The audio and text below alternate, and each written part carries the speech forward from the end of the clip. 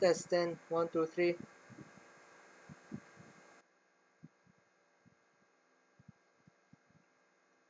Testing 1, 2, 3. Alright, the voice works well. I am terribly sorry for the abrupt ending of the uh, beginning of this stream. As I said before, peculiar internet connection. It's or peculiar electricity in my country, which makes it very hard sometimes to stream. But I am determined to continue this for as long as I can tonight. I am ready to be up all night for it.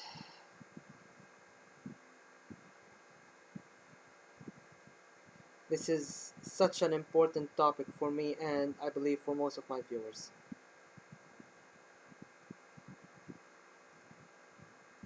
So, and I'm going to link this even to even more servers where I can talk about this.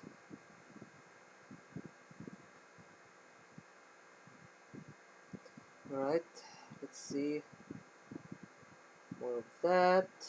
Just paste it here, paste it there, paste it everywhere. Here we go.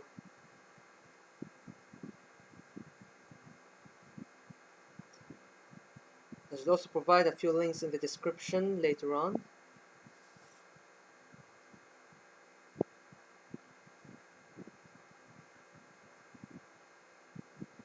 There's a couple of things I do want to link in the description, but I also want to link them in a community post. I think I'll do in both later on.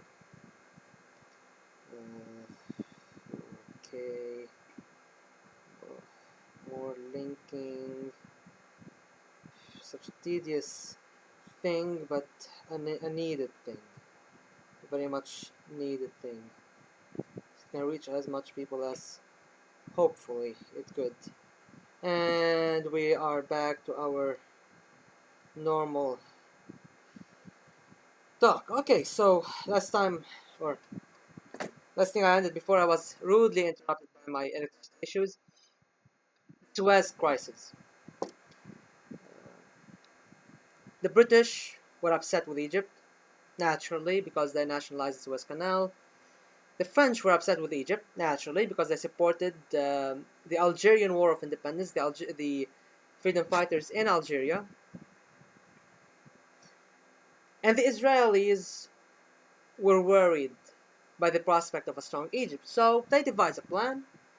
Israel invades Egypt, reaches the Suez Canal, then the British and the French would say, we need to end the hostilities, and they para-drop in there and act as quote-unquote peacekeepers. Well, in fact, they're just over there trying to remove the revolutionary government of Egypt, reinstall Hamad Naguib, which was the sidelined figurehead president of the new republic, which, by the way, had contacts with the Muslim Brotherhood and the French intelligence. So that's more of a historical fact to add to your collection of historical facts. But the ploy was pretty much discovered because when the British and the French came in to intervene and saying that with Israel reaching the canal, everything should stop, hostilities should stop. The funny part is Israel wasn't fast enough to reach the canal by the time that statement came out, which exposed the British and the French. The British and the French then came in, para-drop, the Suez crisis took place, and as you can see, Israel invaded Egypt. Then, of course, Egypt survived. Britain and France collapsed their economies trying to fight Egypt and remove the revolutionary government. Hello, Nestor, how are you? And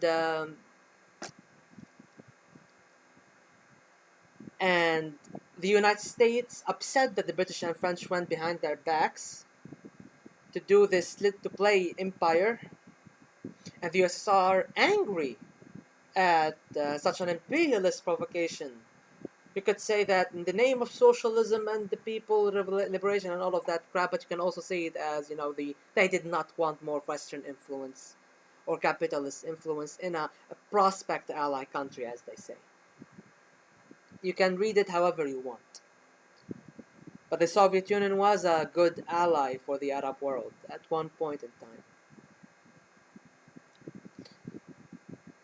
The United Nations then interfere. Israel has to withdraw. The UN sends troops to stay at the border. Whoopsie daisy. Israel is imperialist, helping imperialist uh, empires attack a country that wanted to nationalize its own resources, that wanted to develop its own industry, that wanted to provide a dignified life for their people.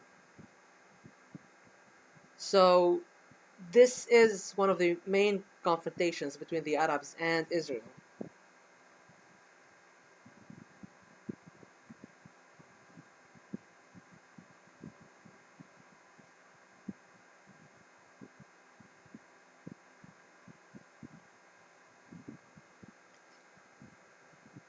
Um,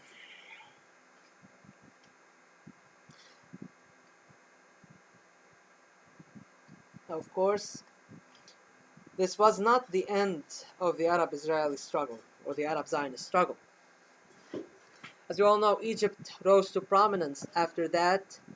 Abdel Nasser became an icon of national liberation not only for the Arabs but also the oppressed people of the world. And Egypt became the leading power in the Arab world. Now, of course, it engaged with Saudi Arabia in an Arab Cold War, and there's a lot of ramifications in that. That's an entire subject that needs to be discussed on its own. But let's return to Palestine. Egypt had worked its hardest to contain Israel, to form a united Arab front against Israel, to unite the Arab people in their fight against imperialism. There was an attempt of forming a unified state, the United Arab Republic, which eventually failed, both because of internal reactionary forces, because the United Arab Republic was taking a more socialist course at the start of the 60s, and reactionary forces from within and imperialist forces from without. Nominally, the British, the French, Turkey, Iran under the Shah, and of course Israel. About Egypt nowadays not letting Palestinians out, I understand it, but I think they are going to do it. They need to bring in aid. They should tell the Israelis bombing their convoy. I mean, bombing their convoy is very much an act of war, and Egypt should grow some balls, excuse the vulgarity, but Egypt should, grow a pair and butt heads with Israel about this. Egypt has been complicit in the blockade in Gaza as much as Israel is.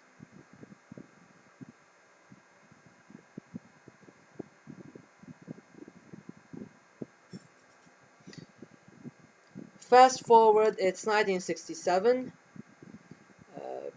Problems within the Egyptian military, essentially, basically, Marshal Abdel. How could I forget his name? I always talk about his name.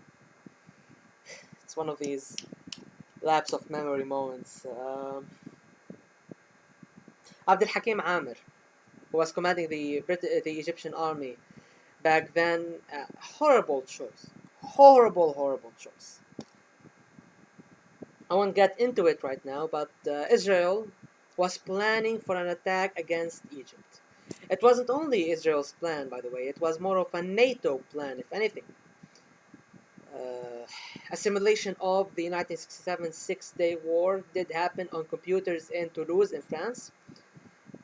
Israel was being armed and supported and financed by Britain, France, the United States, and Germany, West Germany at the time.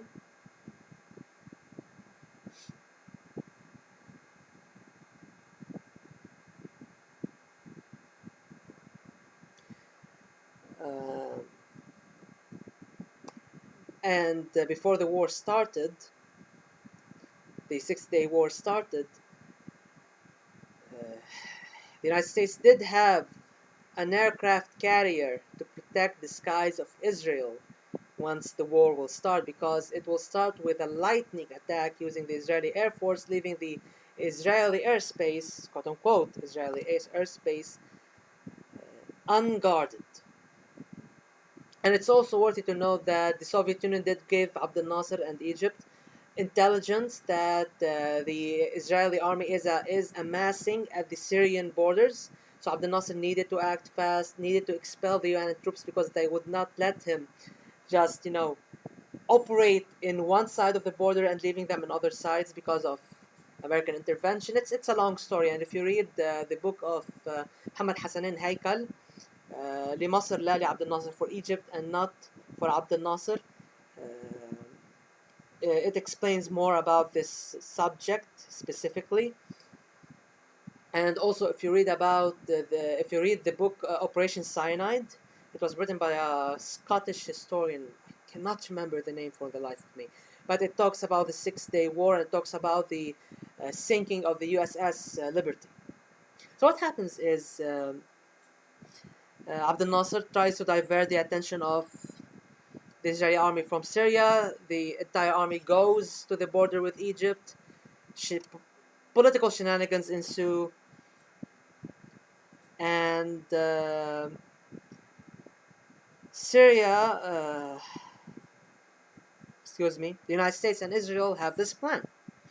Israel strikes Egypt, reaches Cairo in lightning speed, capture or kill Abdel Nasser, and end this Abdel Nasser issue once and for all. Because at that time, Abdel Nasser was giving the Americans some headache. Lyndon B. Johnson was the president at the time. However, the IDF is not equipped to fight a long war. It is good to fight in basically the Blitzkrieg doctrine. Just striking fast and hard using planes and using tanks in open fields. However, once it comes to urban areas, the IDF gets bogged down and it is not ready to fight a long urban war. So the IDF is not able to cross this West Canal, is not able to reach Cairo. So, Plan B, an Operation Cyanide. Operation Cyanide was the name of the 6-Day War for the Americans. Plan A was capture, kill Abdel Nasser via the Israeli army. Plan B was sink the USS Liberty, blame it on Egypt, and then fly bombers from a base in Italy, nuke Cairo, especially an airport that it was believed housing Soviet strategic bombers.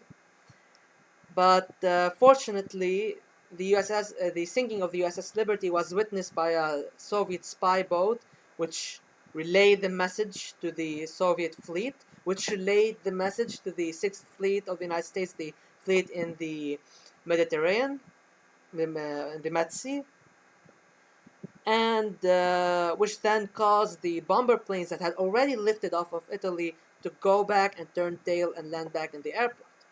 And these are not some conspiracy theories. These are facts documented by a historian after he had studied this topic extensively.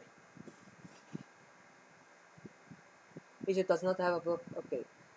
And returning to the blockade on Gaza, Egypt right now does not have a blockade, but they did that sadly many times before. Right now the Egyptians are trying to mediate a ceasefire, and Sisi is trying to be quote-unquote neutral. Another thing, letting people in Gaza into Sinai would be nice, but the problem is despite that it should give Israel the ability to take Gaza. Sadly, Egypt has never been good with Palestinian fighting from Sinai, even during the time of Abdel Nasser. Yes, there was a lot of Fidayeen attacks going from Sinai, by the way, at that time. So this was another imperialist ambition or adventure that Israel partake in to serve another imperialist power. At that point, Israel stopped being the foothold of France and Britain and became the foothold of the United States inside the Arab world, inside Western Asia. And Israel committed a lot of atrocities within the 6-Day War. It wasn't only Sinai that was overrun, it was the West Bank, it was Gaza, it was the Golan Heights, it was the Sheb'a farms and the Kafar Shuba hills that belonged to Lebanon, and there was a border dispute between Lebanon and Syria about this matter, but Israel occupied it, and that border dispute was never settled. These are Lebanese and Syrian lands that are occupied currently, as well as the Lebanese half of the Ghajar. The Ghajar town is a town split in two, just like the Rafah town, but it's which is in Gaza, or in the Gaza Strip. It's split between Egypt and Palestine. The town of Ghajar in the north, in Al Jalil, Galilee, it's split between Lebanon and Palestine. So that too was occupied, and that too was the scene of some tensions alongside the Palestinian-Lebanese border in recent times. So this was another Israeli adventure, and it resulted in more deportation, more people escaping from Israeli death squads, more death, more destruction. It was known as the Naksa, the setback, and its result was the 3 no's that was known in the Khartoum summit of the Arab League, the extraordinary summit. No peace with Israel, no recognition of Israel, and no negotiations that compromise the Palestinian people. And this was the doctrine that most of the Arab countries, at least, in front of the public, had exercised. Behind the scenes, there was a lot of collaboration going under the table. Disgusting shit. In Jordan, in the Gulf, in Morocco, sadly. Now, of course, the situation will not stand. Egypt, especially, will engage in a war of attrition against Israel, and this war has a lot of myths surrounding it. It is factually an Arab victory. If you do look more into the events that had transpired. But no matter. This is not the topic right now. The war of attrition, and it's something I want to tackle at one point when I'm talking about Egypt under Abdel Nasser. Egypt prepares with Syria to retake the lost lands. Abdel Nasser unfortunately dies. It's another calamity that befalls the Arab people because he was seen as the leader of the Arab liberation movement at that point. And at that point, also during these 3 years, the star of Abdel Nasser was slightly fading as the star of the Palestinian Fidayeen was shining. The Fidayeen are the people who, give themselves, give their lives to the fight. The Fidayeen that have always existed. The Palestinian Fidayeen always existed since the 20s, since the 30s, fighting for liberation. And it more intensified around the 70s, late 60s, 70s, and 80s, and early 80s. The Fidayeen also worked within the framework of multiple Palestinian organizations. The Arab Nationalist Movement later became the Popular Front for Liberation of Palestine, which from its split the Democratic Front for the Liberation of Palestine. There was Fatah, or the Palestinian Liberation Organization, the Palestinian Liberation Movement, Harakat At-Taharrur Palestiniya, yes, which is not to be confused with the PLO, which is the Palestinian Liberation Organization. And it seems sadly that there are less people watching this stream than the first stream. That is very unfortunate. At any rate, the Fidayeen were fighting as well, conducting operations from outside of Palestine into Palestine, sabotaging, attacking, destroying this, destroying that, bombing this, bombing that. The activities of the PLO were intensifying. After the death of Abdel Nasser, Anwar Sadat took power. He purged the Nasserists in May 1971. And he would stall the the process of liberating the territories, trying to go for a peaceful solution, which at the time wasn't a good idea because Egypt had taken a very much strict path for liberation, denying Israel the right to remain in the occupied areas because it was against international law, it was against the sovereignty of these countries, and the international community attacked Israel for it. So why try to seek this peaceful negotiations if Israel clearly is not going to listen to reason and retreat from these occupied lands despite repeated diplomatic efforts to do so? Diplomatic efforts were done, and Israel did not want that. Largely speaking, Israel does not want peace. And that is something I have talked extensively about in almost a year and a half ago, I believe, in a stream on the Lump and Mouse News channel, I believe. I will link later in the description for all of you to see. And I'm going to talk a lot more about that in a bit, but pretty much Israel wins. Sadat is a little bitch. Excuse the vulgarity, but it is what it is. 1973 rolls in, 6 October 1973, the crossing into the Golan Heights, the crossing across the Suez Canal, the war for liberation has begun. Pretty much the fourth Arab-Israeli war has begun, or the fifth one. I believe it is the fifth one. It was the fifth Arab-Israeli war. No matter the other namings you see on Wikipedia, the events would tell you it was the fifth. And the Arab armies were breaking the IDF, destroying their defenses, liberating areas quickly. The IDF was in a state of confusion and in a state of fear. The United States rushed in to support Israel, and Sadat, unfortunately, which we will later learn as time goes by, intentionally screwed with the front lines, creating an opening for the IDF to go in and defeat the Arab armies. Syria kept fighting until 1974, though. Sadat asked for a ceasefire in 1973, and thus began the Egyptian-Syrian split. And from that point forward,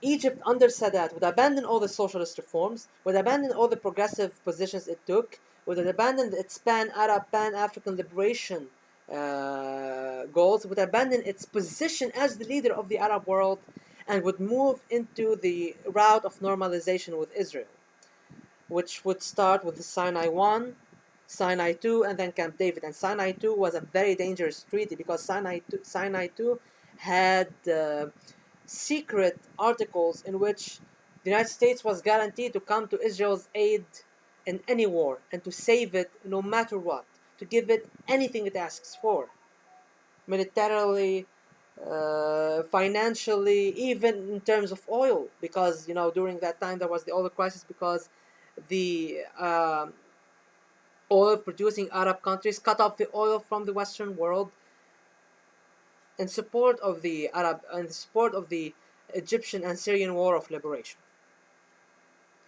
When Egypt normalized with Israel, it was a blow to the Arabs.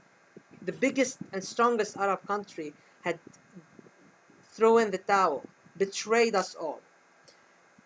Egypt was naturally isolated from the Arab world. After such a move, the headquarters of the Arab League was changed, and it was went from Cairo to Tunisia, to Tunis.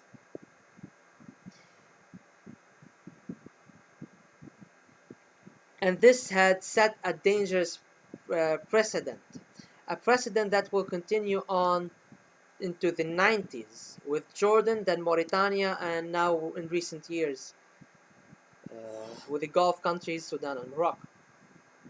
But it did not stop there.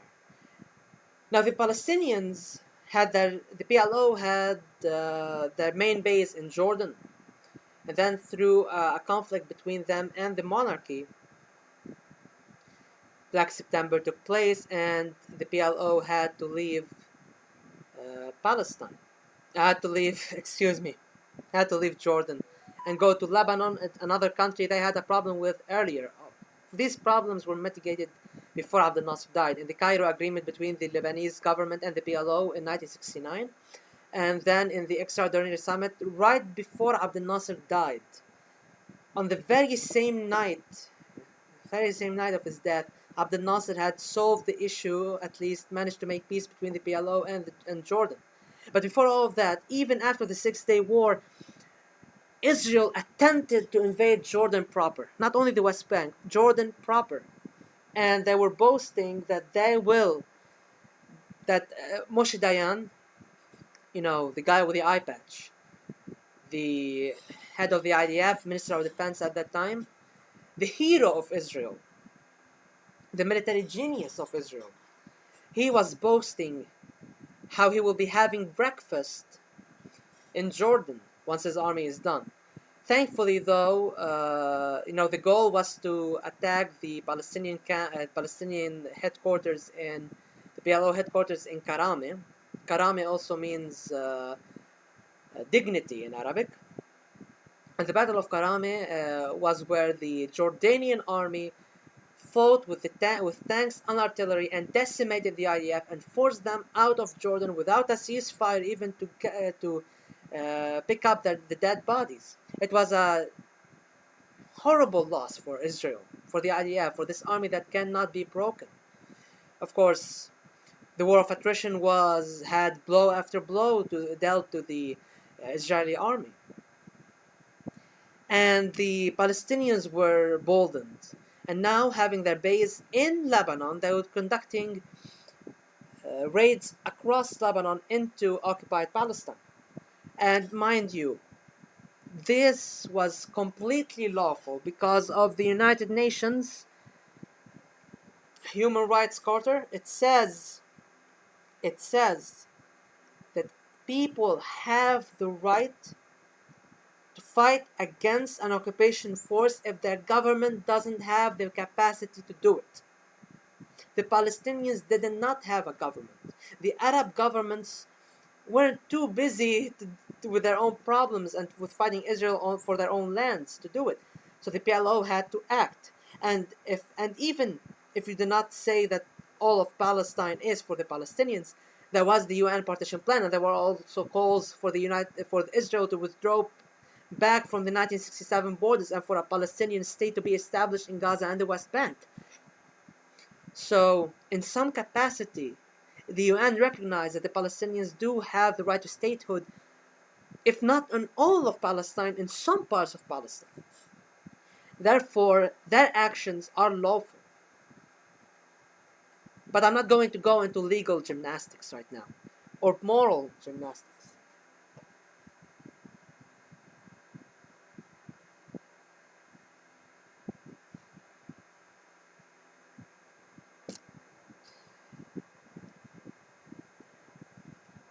It also just so happened that in Lebanon, there was tension rising between the left wing and the right wing. The Christian right wing, the Maronite right wing, the conservatives, and the majority Muslim left wing, and Arab nationalists, communists, even some Islamists. They wanted change in the country because Lebanon had a problem. Had a confessional system, and that confessional system kept it down. It created more problems than it solved issues, and it had its own armed conflicts from 1958 onwards. But everything exploded in 1975 with the Lebanese civil war, something that Israel did help through intelligence to inflate. And Israel did have contacts with the right-wing Christian militias that would commit obscene acts of violence and who would support the Israeli invasion of Lebanon, yet another Israeli imperialist expedition. In 1978, Israel invaded South Lebanon, but under international pressure was forced to retreat. However, it left in a proxy militia that had created a so-called Free Lebanon state, a micronation, a non-recognized statelet, that basically the militia was a section of the army that broke out from the Lebanese army, and it cut off that slither of southern Lebanon from the rest of Lebanon in an aim to have it annexed by Israel. That was the aim. Because at that time, Israel was still hell-bent on grabbing lands. It was still hell-bent on achieving greater Israel.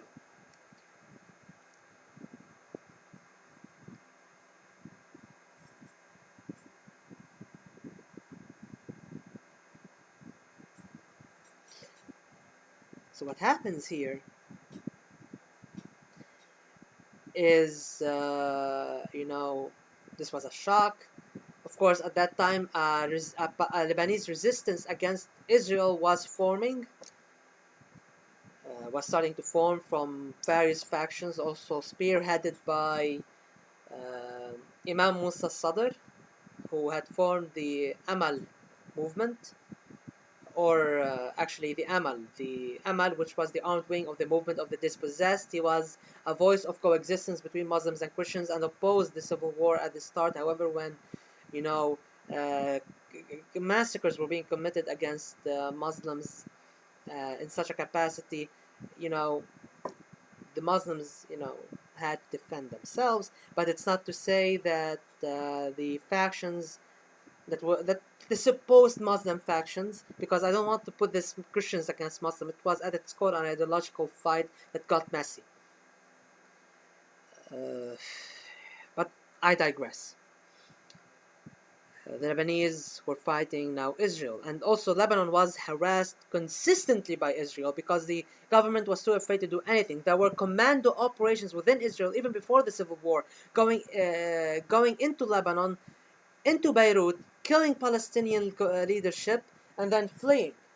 So you already had Israel transgressing over the sovereignty of Lebanon, a country that did not wish to be a confrontation country because of its weak and pathetic leadership. I said it. It had a discount autocrat wanting to rule like a de facto king, which had a revolution rise up against him, which needed a military commander as a compromise candidate that turned the country into a police state to keep the peace. Fucking bullshit, if you ask me. Besides that, at that point, Moshe Dayan was no longer leading the army. It was Ariel Sharon. Ariel Sharon was also one of the more notorious men in the Israeli army, or in the Israeli history, or as I like to call it, the war crime report that Israel has. Ariel Sharon was a war criminal. And he had an obsession with entering Beirut, the first Arab capital after Jerusalem to be violated by the IDF. That was his goal. Maybe he had some designs. Some journalists that went with him during that period state that he wanted to kick the Palestinians out of Lebanon, drive them to Syria, have the Syrians kick them to Jordan, have the Palestinians remove the Jordan monarchy, create Palestine in Jordan, and then solve the issue once and for all. Maybe that was at some point some of his delusions, some of his goals for the region. But Ariel Sharon had his plan to invade Lebanon. A plan he had coordinated with Bashir Gemayel, one of the more notorious warlords in Lebanon. A far-right Christian warlord, the son of Pierre Gemayel, the head of the Phalangists that had formed themselves around the Franco regime in Spain, the Mussolini regime in Italy, and also the Nazi regime in Germany. These are the Phalangists in Lebanon at that time. Bashir Gemayel and Ariel Sharon coordinated that plan, and a false flag attack happened with the attempted assassination of the Israeli ambassador in London. Now, it's not believed that the Mossad did it. The running story is that it was a Palestinian faction that had no ties to the PLO, that was actually opposed to the PLO, and was very much more radical. but it was used as a justification for the attack, an attack that was greenlit by the Reagan administration at the time, because the thought was that the Israelis would reach the Litani River, supposedly purge it from saboteurs, as they called the resistance fighters, and would then retreat. And that was also the impression that Prime Minister of Israel, Menachem Begin, was led to believe by Ariel Sharon. Ariel Sharon invaded Lebanon, and in a few days overran Lebanon and reached and besieged Beirut alongside the Lebanese collaborationists and the Lebanese far-right militias. And a siege of Beirut where it was bombarded by air, ground, and sea, where food was not allowed in, water was not allowed in, gas was not allowed in, electricity was not allowed in, and the people were squeezed. Does it remind you of something? Does this doctrine of entrapment and blockading reminds you of something? It was the month of Ramadan, by the way. That was a horrible Ramadan for the people of Beirut. Eventually, the PLO had to leave Lebanon under an agreement with the Israelis brokered by Philippe Habib. Philippe Habib was Reagan's man in the Middle East, because he was Lebanese born and he has sympathies to the Palestinians. So he wanted to broker in more like a ceasefire, settle in the issue. And eventually, the settlement was the PLO would leave Lebanon and Israel will not target Palestinian refugees inside the refugee camps. The PLO leaves Beirut, and the next thing that happens is the Sabra Shatila massacre. The Israelis orchestrating, supporting, arming, and letting loose Lebanese militiamen, collaborators, murderous thugs and fascists upon the Palestinian refugee camps in Sabra and Shatila. Not only that, but also blocking all the entrances of the camp. In a bloody night, where people were massacred, where pregnant women had their stomachs open and their fetuses thrown out of the womb, where kids were dismembered and thrown into the air and impaled with bayonets. Some say the Israelis, did not exactly do these things, but they armed it and they incited that violence. Because before that happened, Bashir Gemayel had become the president-elect of Lebanon and Israel's best man in Lebanon. The fascist war criminal Bashir Gemayel was going to become the president of Lebanon. He was elected by intimidating parliament into electing him. And what happened after that was a member of the SSMP, the Syrian Social Nationalist Party, that they're not Syrian Nazis, they are a progressive party and a freedom-fighting party. They are kin to the Communist Party in Lebanon. And their founder was Antonio Saadi, that I mentioned earlier, that was murdered via a show trial and an execution. That being said, one of their members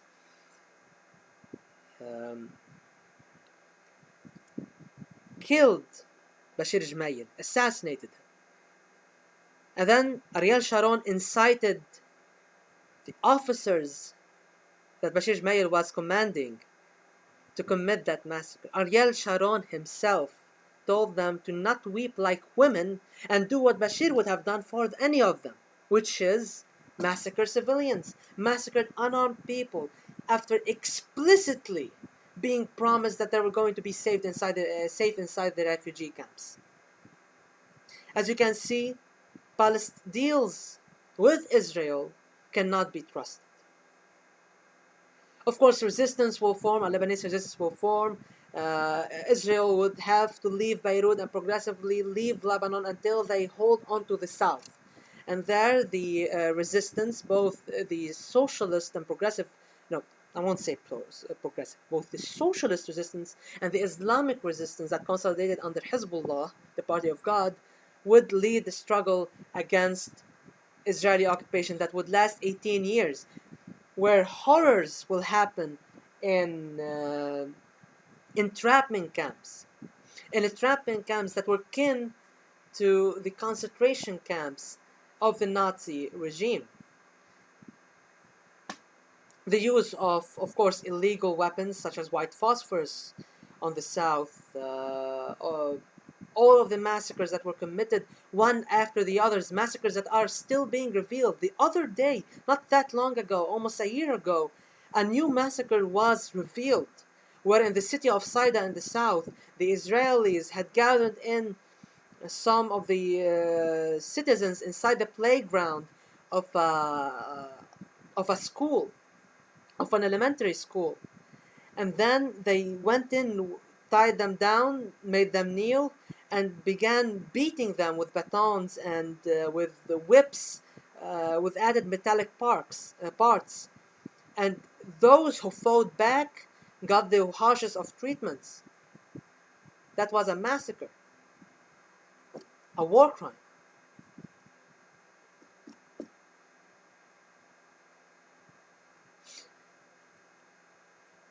So, as you can see, through all of this, people were fighting the Israeli occupation, and eventually, Israel did conduct massive attacks in 1993 and in 1996. 1996 being the bloodiest, with the first Ghana massacre, where Israel dared bombard a UNIFIL headquarters. UNIFIL are part of the UN. They are a peacekeeping mission in Lebanon, a multinational force in Lebanon. They got bombarded by Israel, specifically the hangar that housed the civilians of the town of Ghana, mostly women, children, and the elderly. It was fucking horrific. I was honestly traumatized learning about it, seeing the footage. The brains of an infant girl dangling from the side of her head. A horrible sight.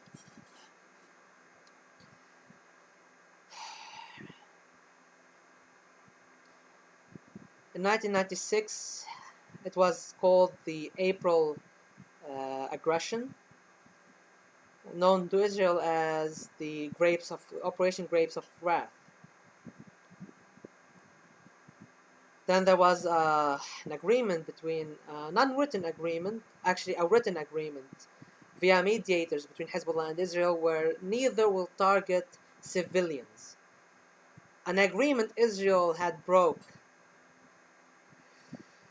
as expected. Eventually, in the year 2000, Israel had to leave, had to retreat, not even telling their proxies, the South Lebanon Army, about it. The South Lebanon Army had to flee,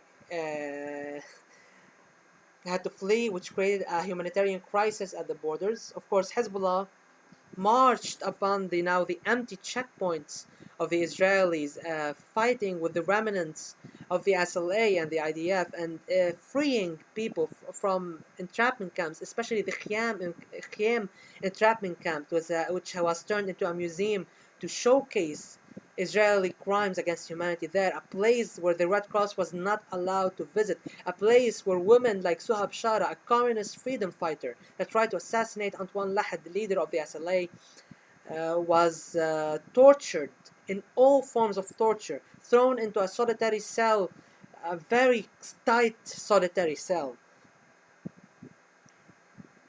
And before the liberation of the camp, she was, set free after outrage and pressure on Israel to release her.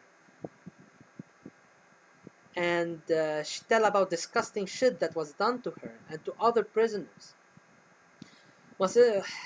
After Lebanon was liberated, another round of conflict would soon brew in.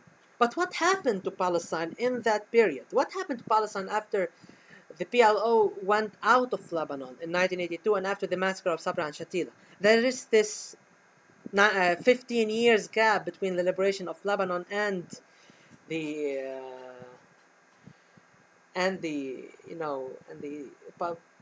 PLO leaving Lebanon. So what happened to the Palestinians? The PLO had to leave, got scattered alongside the Arab world. Some did return to Lebanon to fight alongside the Lebanese against Israeli occupation, but Yasser Arafat, the head of the PLO, had entered a new course, a course of normalization.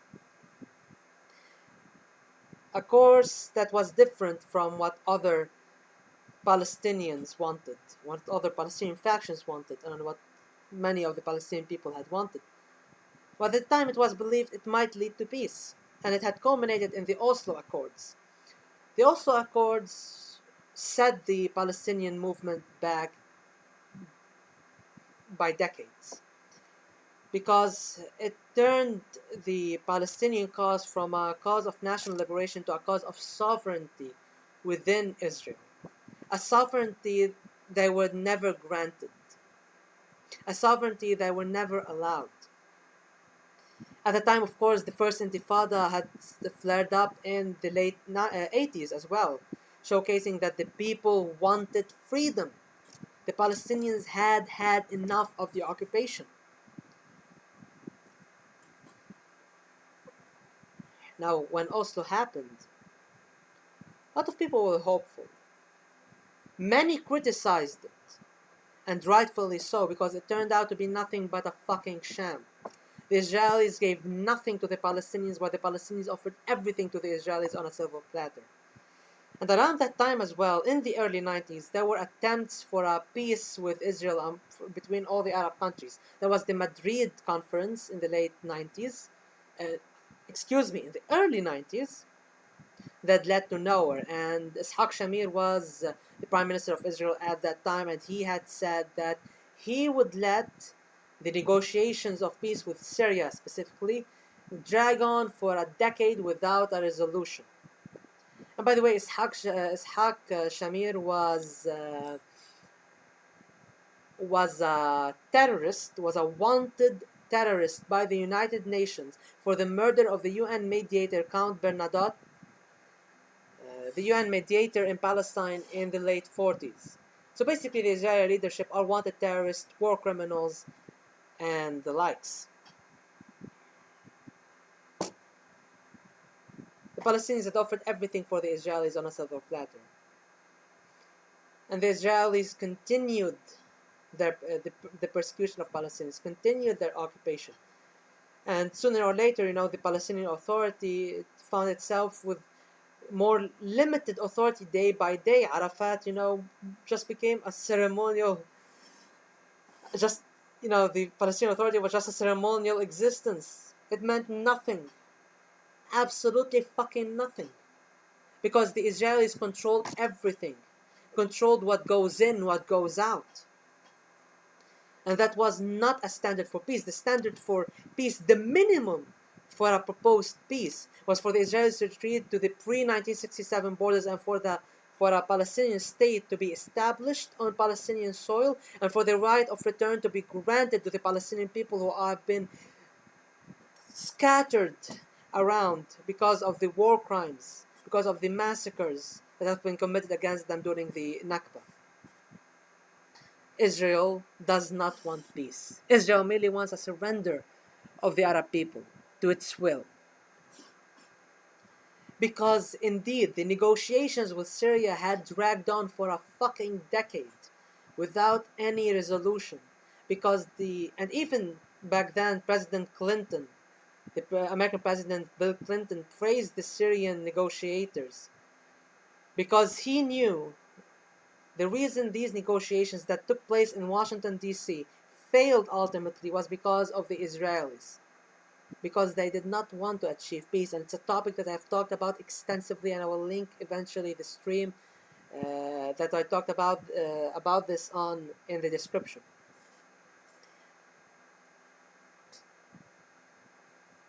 Now what happens is a second intifada was being brewed, and an upscale in violence began as well.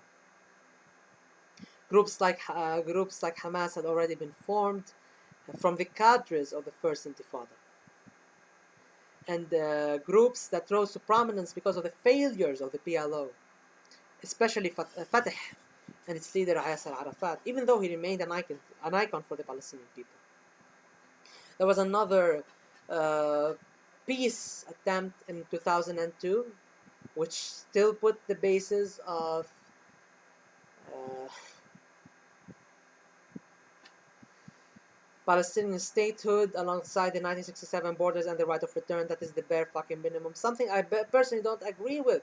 I don't agree. This bare minimum doesn't even start to repay all the ugly shit that had happened.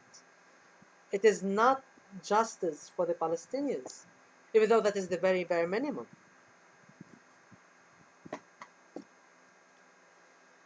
As you can see, the Palestinians tried the quote-unquote peace route and it failed. And its failures resulted in more violence. The murder of Palestinians by extremist settlers, gunning them down, attacking them, kicking them out of their own house and occupying them. In recent history, mind you. This is not so, and all of this is in recent history. It's not been even 80 years. It's been 75 years. There are Palestinians that are older than Israel that still are alive with us on this planet. So of course there was an upscale in violence because the Palestinians tried the route of peace. It failed horribly. So they returned to armed struggle, even though it was setback. It was a massive setback. Also, of course, they had to return to armed struggle because else they would just be genocided silently. And genocide is not only the murder of people; it's displacing them out of their homes, kicking them off of their lands, which was something Israel was actively doing, despite the international community attacking it for it. Despite multiple resolutions being given for Israel to stop building its settlements. Israel never listened. It encouraged settlements. Both Labour and Likud governments, both the so-called left-wing and right-wing of Israel, was actively doing so. And Israel was also preparing for a round 2 with Lebanon to remove Hezbollah out. And there were still Lebanese prisoners rotting in Israeli prisons. Political prisoners, mind you. Political prisoners that under international law should be protected, should not be treated the way Israel was treating them.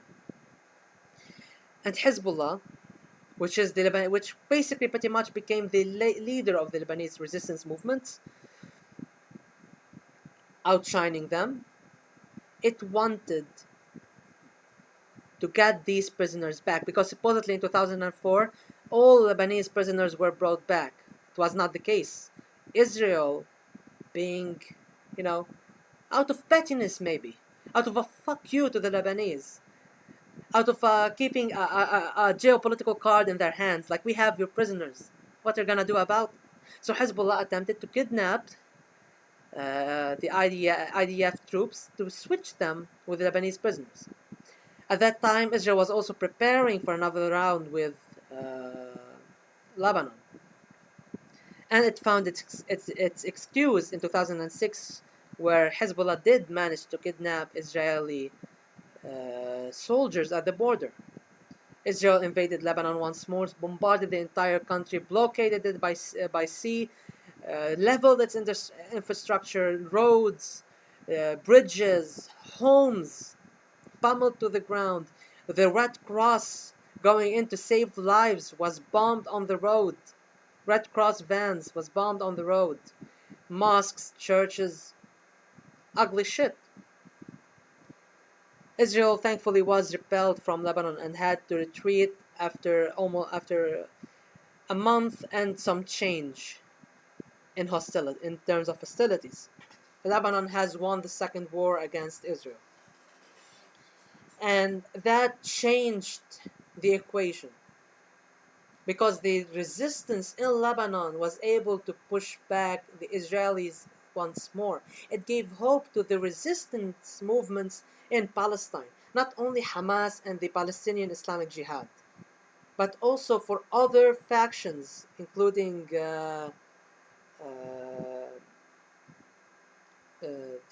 Shuhada al-Aqsa brigades, which was the armed wing of Fatah that Arafat formed during the second Intifada in 2002. the second Intifada, where again the Palestinian people rose up and this time held arms and started fighting and actively resisting Israeli occupation.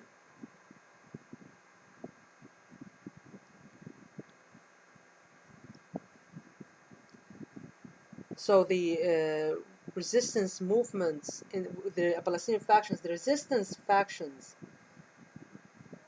within Palestine had some hope in armed struggle.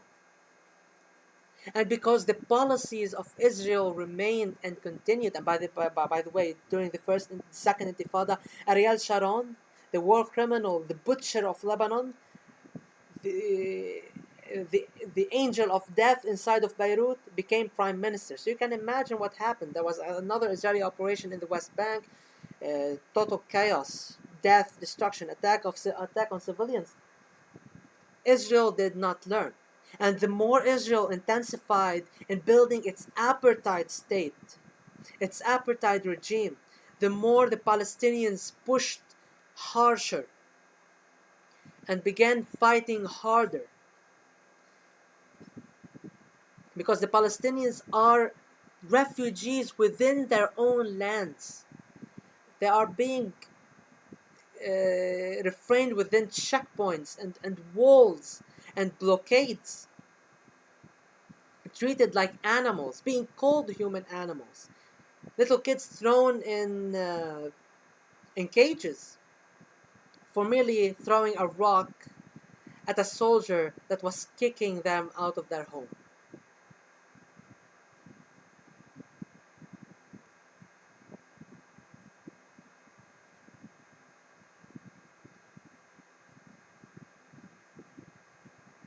And Israel is an apartheid. It's an apartheid regime. This is not some accusation. This is from Amnesty International, from human rights groups within Israel itself, and from without in the entirety of the world. It calls out Israel an apartheid regime, and Israel historically supported apartheid regimes in Rhodesia and South Africa. At one point, the only ally apartheid South Africa had was Israel. It helped South Africa gain nuclear weapons. Just so you know.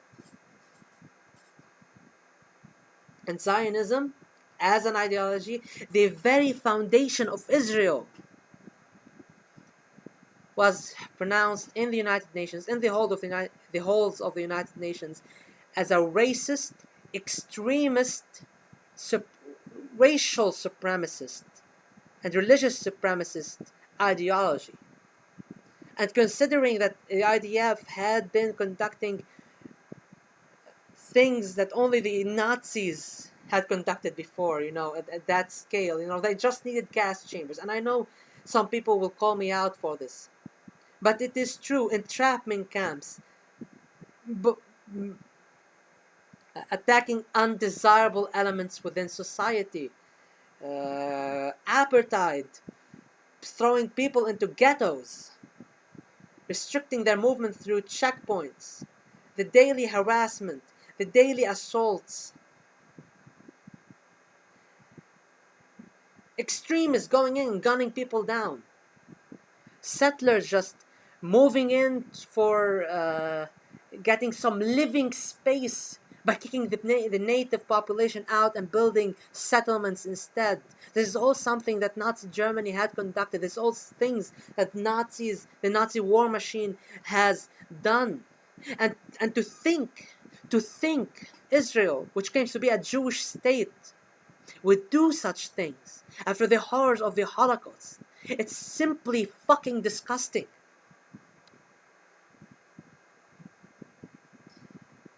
And eventually, the more the Israeli policies became more far-right, becoming more apartheid, more oppressive, more sheltering of extremists and settlers, assaulting Palestinians, kicking them out of their homes, storming their houses of worship, both mosques and churches. Christians in Palestine are being attacked, even synagogues. Palestine has a Jewish community, an anti-Israeli Jewish community. The Palestinian Authority has someone who deals with the issues of Jewish people inside the Palestinian or the supposedly Palestinian controlled territories. So there are Jewish people who are Palestinian, who are against Israel, and who are being harassed, who are being attacked, who the house of worship are being violated. And if you have Christian Zionists out there supporting Israel, even though they're entering Christian holy sites, desecrating them, attacking nuns, attacking priests. One of the notable priests to actually oppose Israel was the Archbishop, the Catholic Archbishop, Greek Catholic Archbishop of Jerusalem, Hilarion Capucci. Capucci was Syrian born, and he was also known as the protector of Jerusalem. He had stood with the people of Jerusalem, helped the armed struggle, helped the community, and was treated like shit in Israeli prisons because of it when he was caught. And if it wasn't for the Vatican interfering, he would have rotten in an Israeli jail cell. Hilarion Capucci also, as an old man, did go on the Freedom Flotilla that tried to break through the sea blockade into Gaza. And he was shot by the IDF that had boarded the ships. He survived.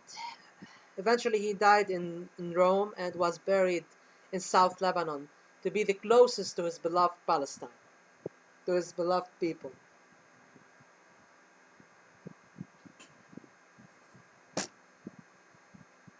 So what now? After I've more or less briefly tried to describe the history of the conflict, going into major events, trying to be as simple as possible, putting in the context, the historical baggage because what's happened from the Nakba, from the first massacre in Dar Yassin to the current blockade in Gaza. I have demonstrated and showed and presented the history of not just only the Israeli-Palestinian conflict, but the entire Arab-Zionist conflict. Israel is not seeking peace with the Arabs. It's seeking to buy the silence of Arab regimes. Arab regimes that are willing to turn a blind eye to the murder of Palestinians. Ever since these peace deals with Egypt in 1978, with Jordan in 1994, with Mauritania in 1997, I believe, with UAE, with Bahrain, with Oman, with Sudan, with Morocco.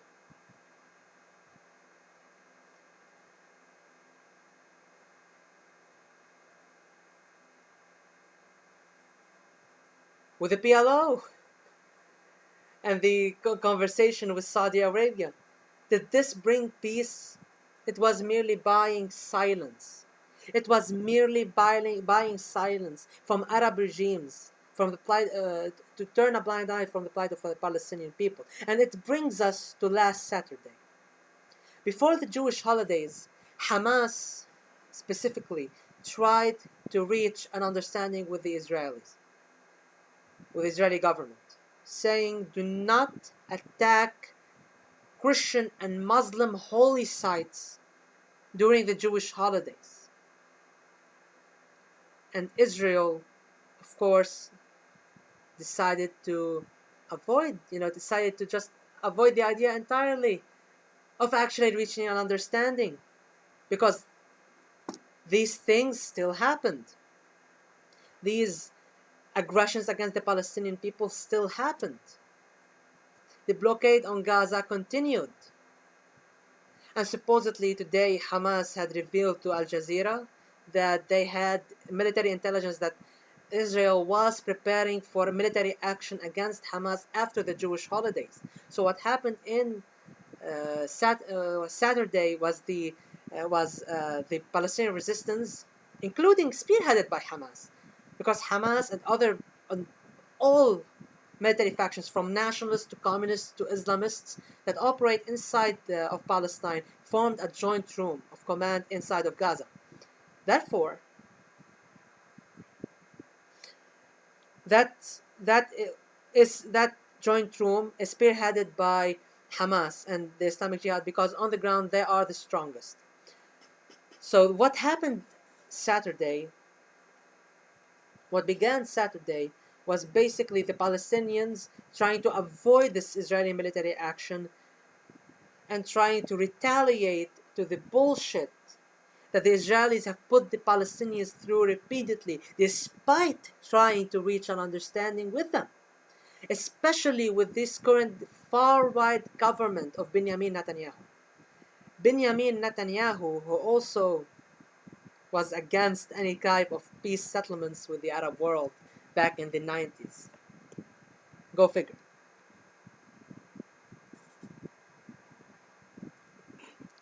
And I'm not yet reading the chat. I'm going to read it in a bit and see what you guys have mentioned there. But what happened was an attack, the Gaza Brigade. The Gaza Brigade... Oh, it seems that OBS disconnected for a slight second there. No problem. That as it may.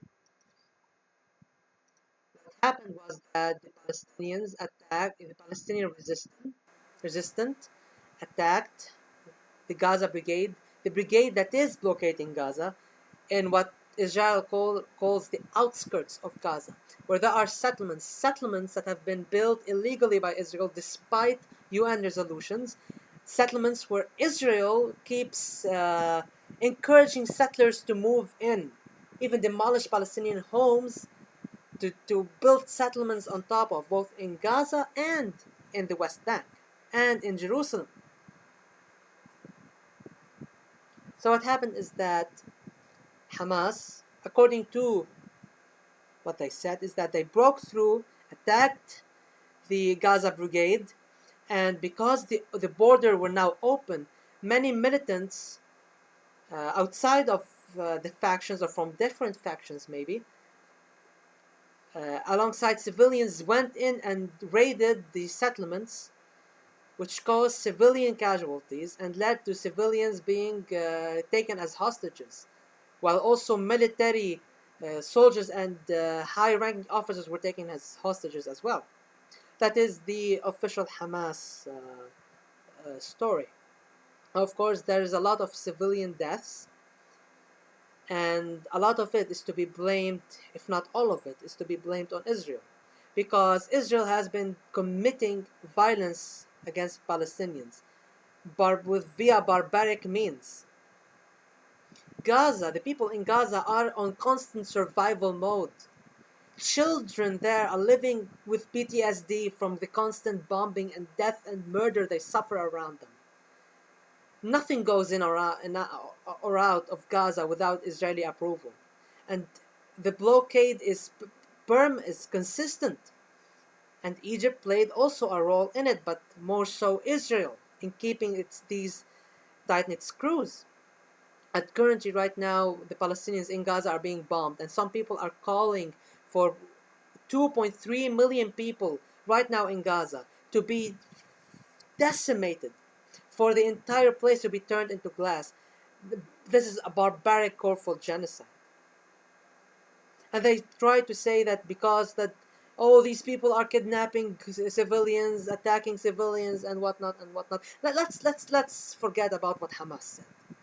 Let's forget about all of them, and go back to this historical context, to Israel repeatedly attacking the Palestinians, to Palestinians and the Arabs trying to negotiate with Israel, and it going nowhere, with the barbaric, apartheid, borderline Nazi, if not completely Nazi,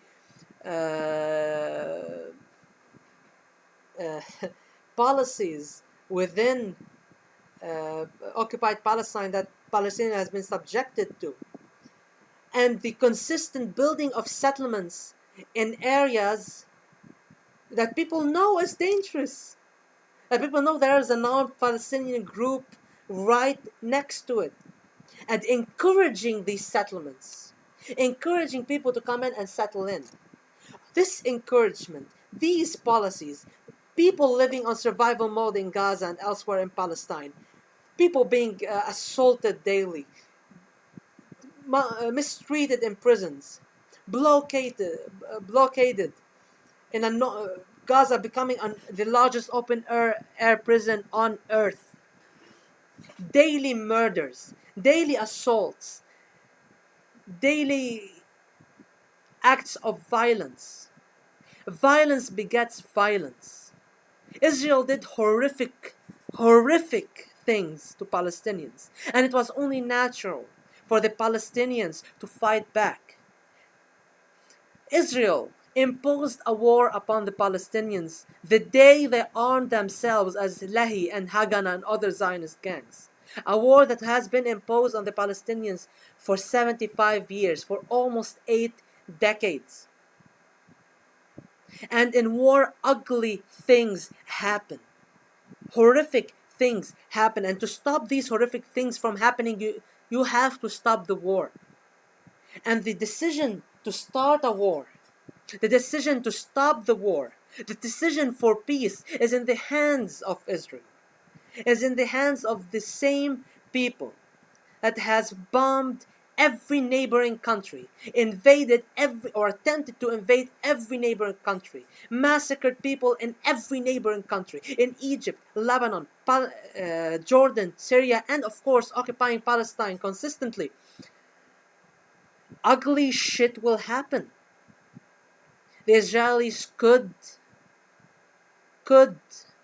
try to, first things first, lay off the settlements, abide by the UN resolutions, to stop the apartheid policies, to stop the harassments of Palestinians, to stop encouraging racist extremists from storming houses of worship, from attacking people with knives and Molotov cocktails. Israel could do that. Could say, here we are, we're laying off the tension. We're trying to show a show of good faith. Let us negotiate this. Let us talk about this. What's there for the Palestinians to negotiate when there's nothing there is to be negotiated about? Since Israel does not want these negotiations. Israel finds more profitability in war with the Palestinians more than in peace with them. It finds more profit in murdering them, displacing them, committing horrific acts of genocide, war crimes on a massive scale on the daily. And as we're speaking, South Lebanon and Gaza are being shelled and are being bombed and are being destroyed. Gaza more so than South Lebanon. And now the United States is sending the largest aircraft carrier to protect Israel. Reminds me of the aircraft carrier Lyndon B. Johnson sent in 1967, Operation Cyanide. And America has taken an official course that the only opening that Gaza will have is a one-way ticket from Gaza to Egypt to further displace the Palestinian people. 2.3 million people in an open-air prison, starved, blockaded, bombed, murdered, humiliated. And when they fight back, the big countries of the world support their oppressors. If you want the wars to end, if you want the horrific crimes to end, if you want this madness to end, what's going on in occupied Palestine, you need to hold Israel accountable for its actions. You need to pressure Israel. You need to boycott Israel. Because as I have showcased from the start of this conflict till today, always Israel was the aggressor and the Palestinians were reacting to that aggression. You do not expect a people to just sit there and die silently without fighting back. Whether they are a disciplined military force or they are rampant militants and civilians crossing a border and raiding settlements. There's no need for moral gymnastics. There's no need for whataboutism, saying, well, Israel does this and that and it's okay in your... No. There's no need for that. There's a war. Ugly things happen in war. And there's only way to stop these ugly things by stopping the war. And the person that and the faction that has the strength and the faction that has the power to set things on the road for peace are the oppressors and not the oppressed. The oppressed have the right to fight back against oppression by any means necessary, a right given to them by the United Nations.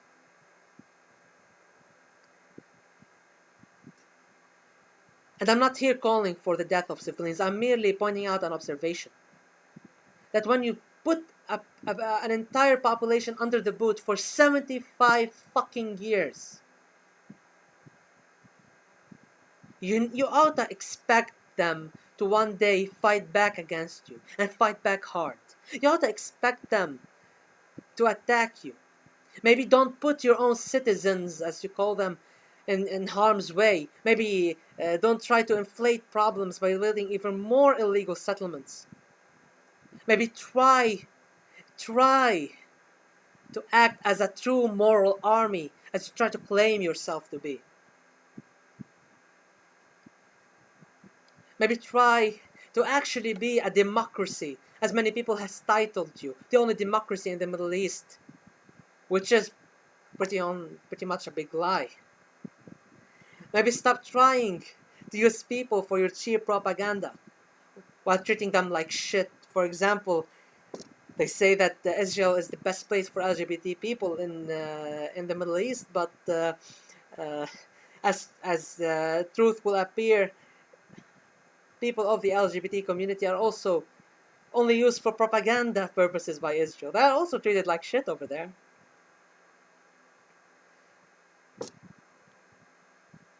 And this is what is happening currently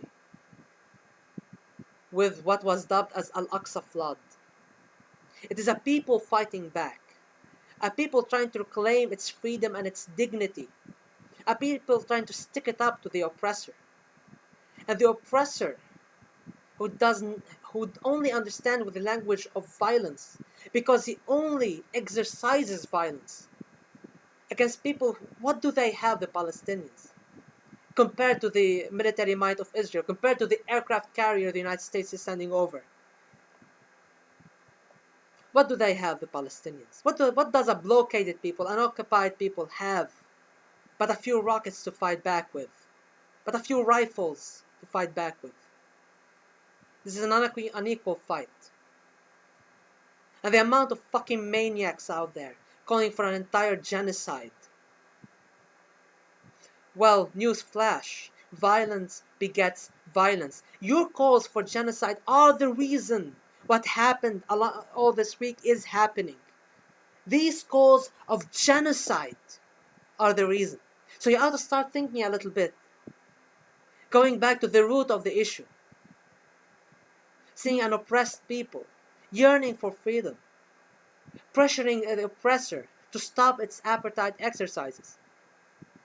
Do you think the apartheid regime wouldn't have fallen in South Africa if it weren't for people there struggling for it? Hell no. Forget about South Africa being isolated from the entirety of the world. I mean, the United States only changed its position on South Africa after it had its own civil rights movement, which wasn't really fulfilled on its entirety, but that's a question for another day.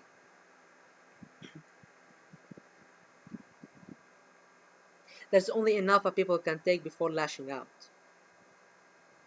Be it an organized military force, or just a few militants running rampant, belonging to a faction, be it communist, Islamist, nationalist, or not belonging to anybody and just someone with a rifle wanting to avenge his family that was bombed.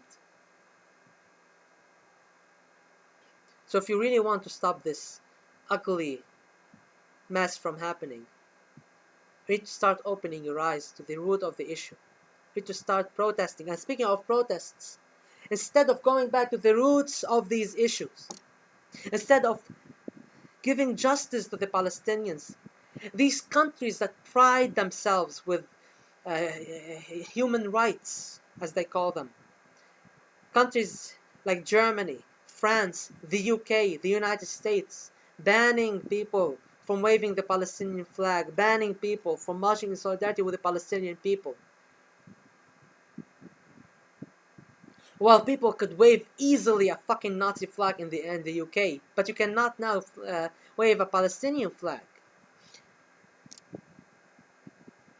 These people these so-called people that condescend to you and talk about human rights, the same imperialist oppressors of yesteryear, the colonialists of today, the British and the French that started this nonsense with the Zionist movement. Look at them today. Still not working on solving the issue. Still not working on solving the issue. Still blaming the victim. Still helping an oppressor against the oppressed. And as long as this continues, as long as the policies of Israel remain the same, as long as the policies of the countries supporting Israel remain the same, as long as the Palestinian people are not given a breather, violence will escalate. The more you corner a people, the more they will fight, and they will fight harder and harder and escalate. The more you escalate, the more they will escalate. The more Israel escalates, the more Palestinians escalate.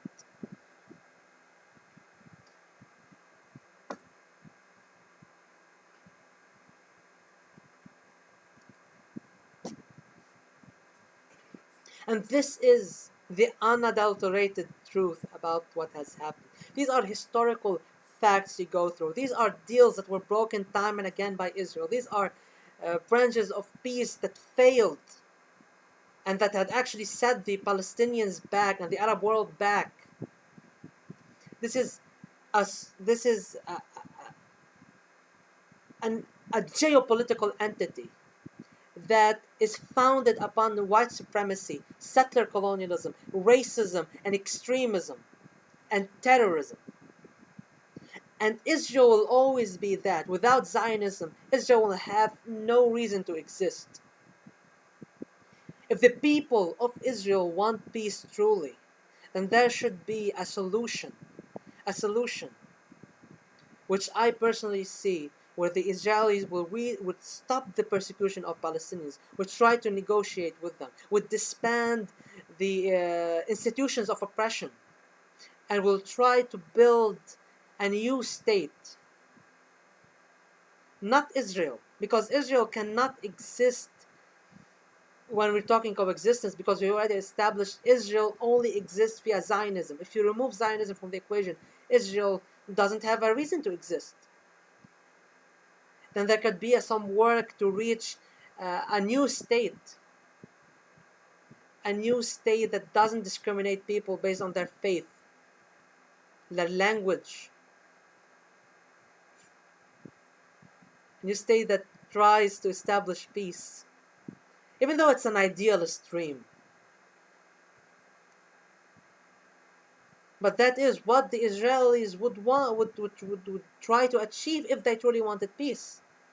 At the very least, try to give them the 1967 borders. At the very least. And the right of return. Or even something that will look to the world as Israel giving Palestinians right, but still fuck over Palestinians by supposedly treating them fairly. That would still, even if they give Palestinians Israeli citizenship, there will still be a lot of questions when it comes to land ownership, work availability, and education availability as well. So a lot of these things, the Palestinians will still be fucked over, even though on paper they are no longer oppressed. So the Israelis can even do that and save face internationally, but no, they choose violence. They actively are choosing violence. Now let me read a little bit of the chat.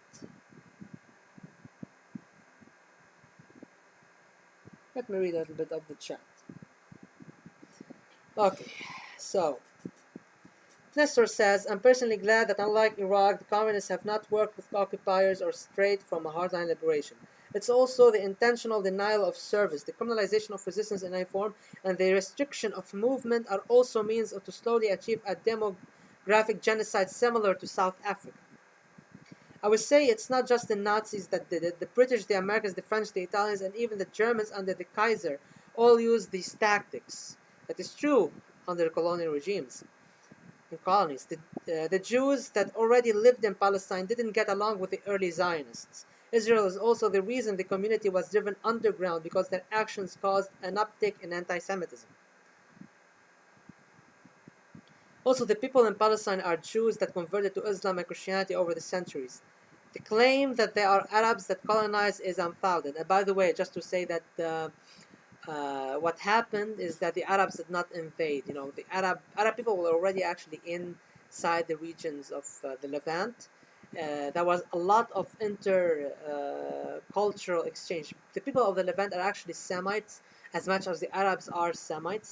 The Canaanites tribes are the Semites of the Levant, while the Arabs, they originate from the Arab Peninsula, while the tribes that remained in the Arab Peninsula became the Arab tribes. And there were a lot of cultural exchange with Assyrians, for example, and other people that lived in the region. So Greater Syria or the Levantine area has always been a hub for, the cradle of civilization was always a hub for coexistence in one form or the other of cultural exchange.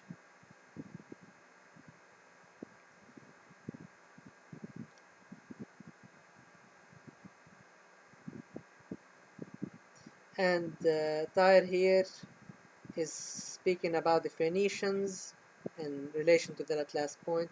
The region spoke that along the Babylonian and Assyrian, which is the same language family stretching to Yemen and Ethiopia, it's all Semitic. Yes, the region is Semitic. Arabs are Semites. In fact, Hebrew was not a public language, it was the language of the synagogue. Yes. By the way, most Jews actually speak Yiddish. Hebrew was more of the religious language as much as Latin was the religious language for Christians. I would say, as Nestor says, as a father, I would never take my child to colonize land with me. It's irresponsible, and you're putting your children in harm's way, knowingly to use them as a demographic weapons. That is true. If you truly love your children, you wouldn't put them in an active war zone, and you wouldn't drag them along with you for some fucking ideological fantasy to return to the promised land, some claim yet you have from a dubious claim you have from over 2,000 years ago. Which it wasn't even your people. You come from all the way from Brooklyn to live in a settlement in Gaza. That's just stupid. That's really stupid. That's really irresponsible as a parent.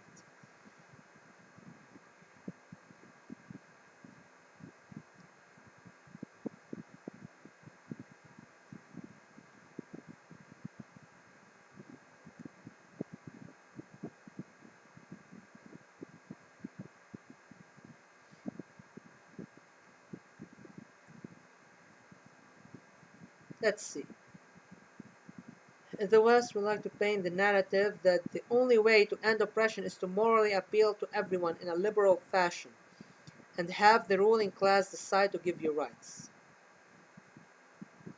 Make no mistake, France's decision is related to its failure to its large Muslim population expressing themselves politically instead of being content being neglected in their ghetto and shot by the police.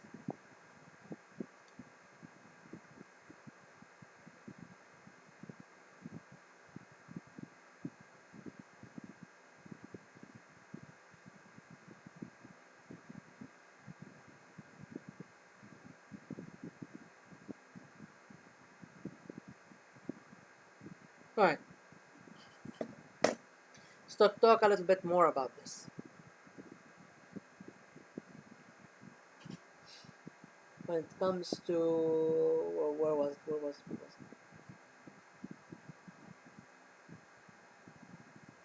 Yes. Earlier in the stream, actually in the first part of the stream that was cut off abruptly, there was a YouTube user that had asked, why are Muslims so barbaric? Why can't they fight for freedom like the Indians did peacefully? And the Indians did not fight for their freedom that much peacefully, There was some violence involved. This myth of non-violence is a fallacy.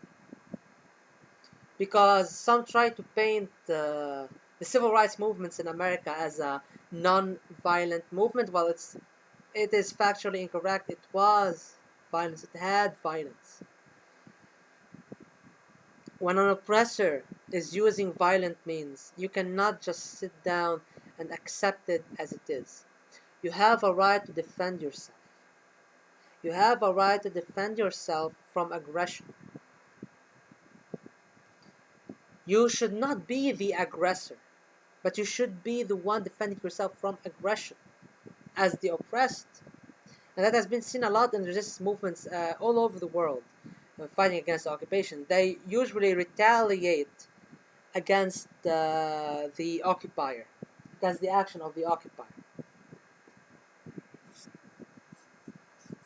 So what's going on is non-violence is such a fallacy because nothing can be achieved with non-violence. Political violence is necessary at times. Because let's just say that non-violence was attempted. Non-violence was attempted in Palestine. And Palestinians still got massacred, same old. I did talk about the Oslo Accords, didn't I?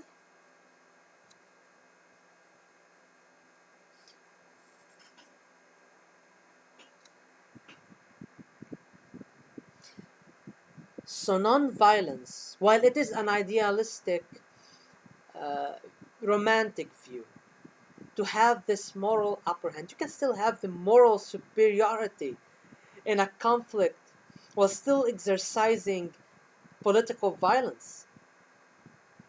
It is naive and harmful to claim that everything can just happen peacefully. Because your enemy does not want peace. You have a war imposed on you. Your enemy wants to kill you. What do? You let it happen? You defend yourself. You fight for what's right. You fight for your right to exist as a human being with dignity. Not to be slaughtered like an animal. Not to be treated like a human animal, as one of the Israeli ministers regarded the people of Gaza.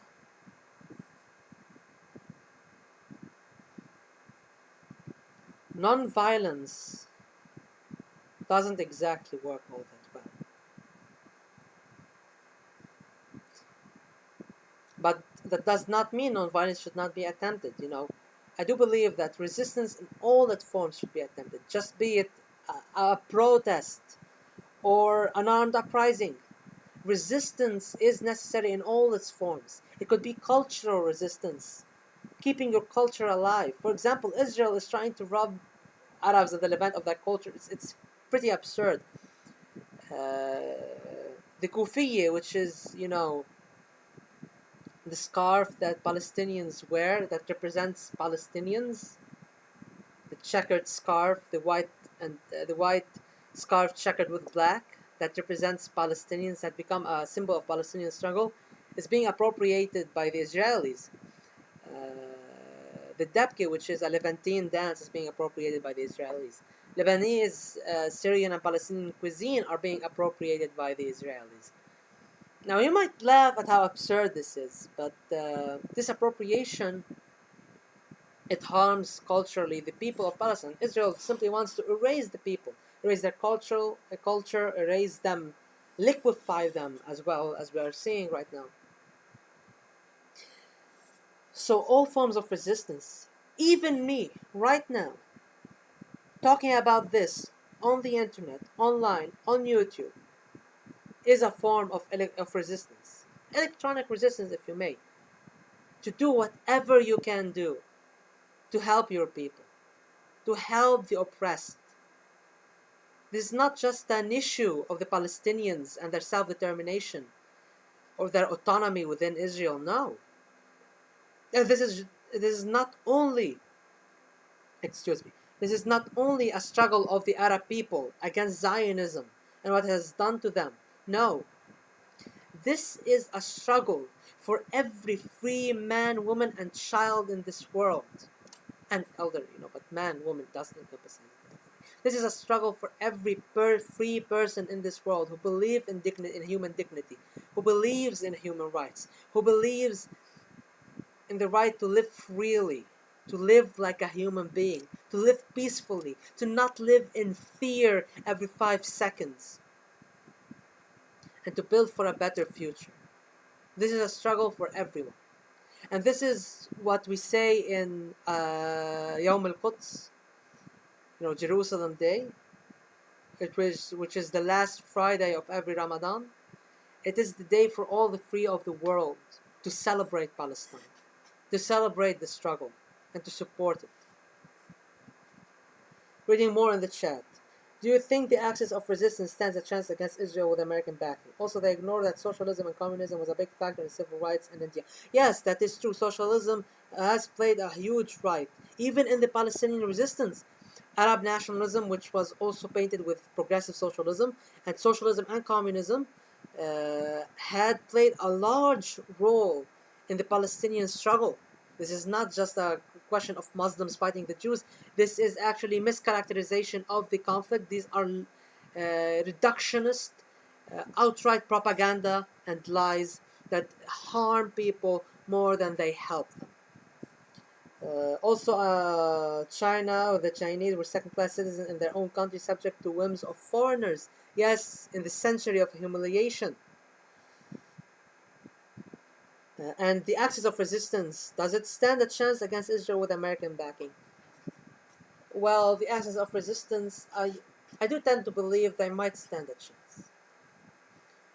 Um, I do want to believe in my heart that they do stand a chance.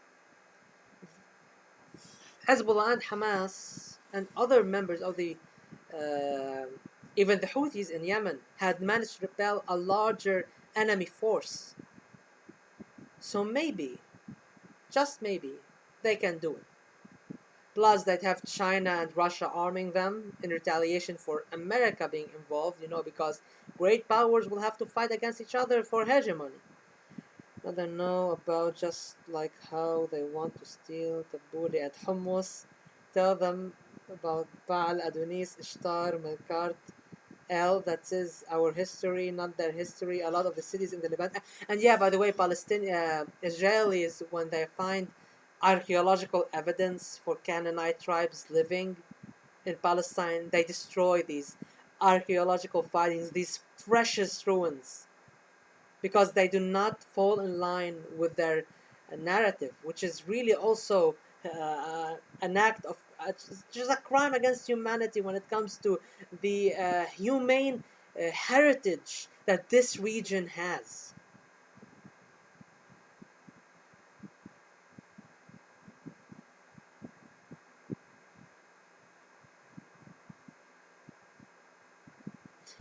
Of course, Syrian social nationalism, as I said, nationalism, all forms of nationalism in this region, progressive nationalism, that is, such as Arab nationalism or Arab socialism, Nasserism, Baathism, to some extent, Syrian social nationalism, and sadly, there's a lot of misconception around the SSMP. They are not Nazis. They actually uh, oppose eugenics and Nazism. Anton Saadi, the founder of the party, was, Hitler had sent assassins after him because he publicly, called bullshit on eugenics and the idea of Nazism. So there's that.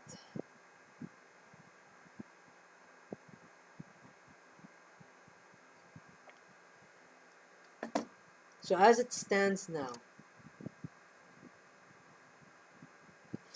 after all I've said, after all I've explained, and after reading a little bit of the chat, I am opening the path for anybody of you, dear viewers, that want to engage in the conversation, that want to give their voice into the conversation.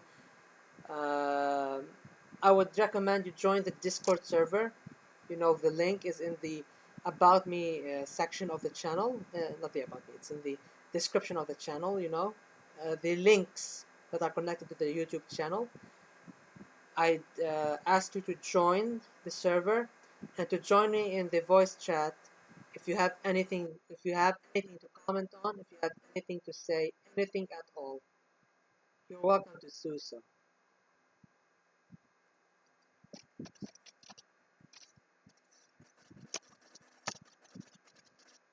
Now I'll be waiting. Take care, Logan.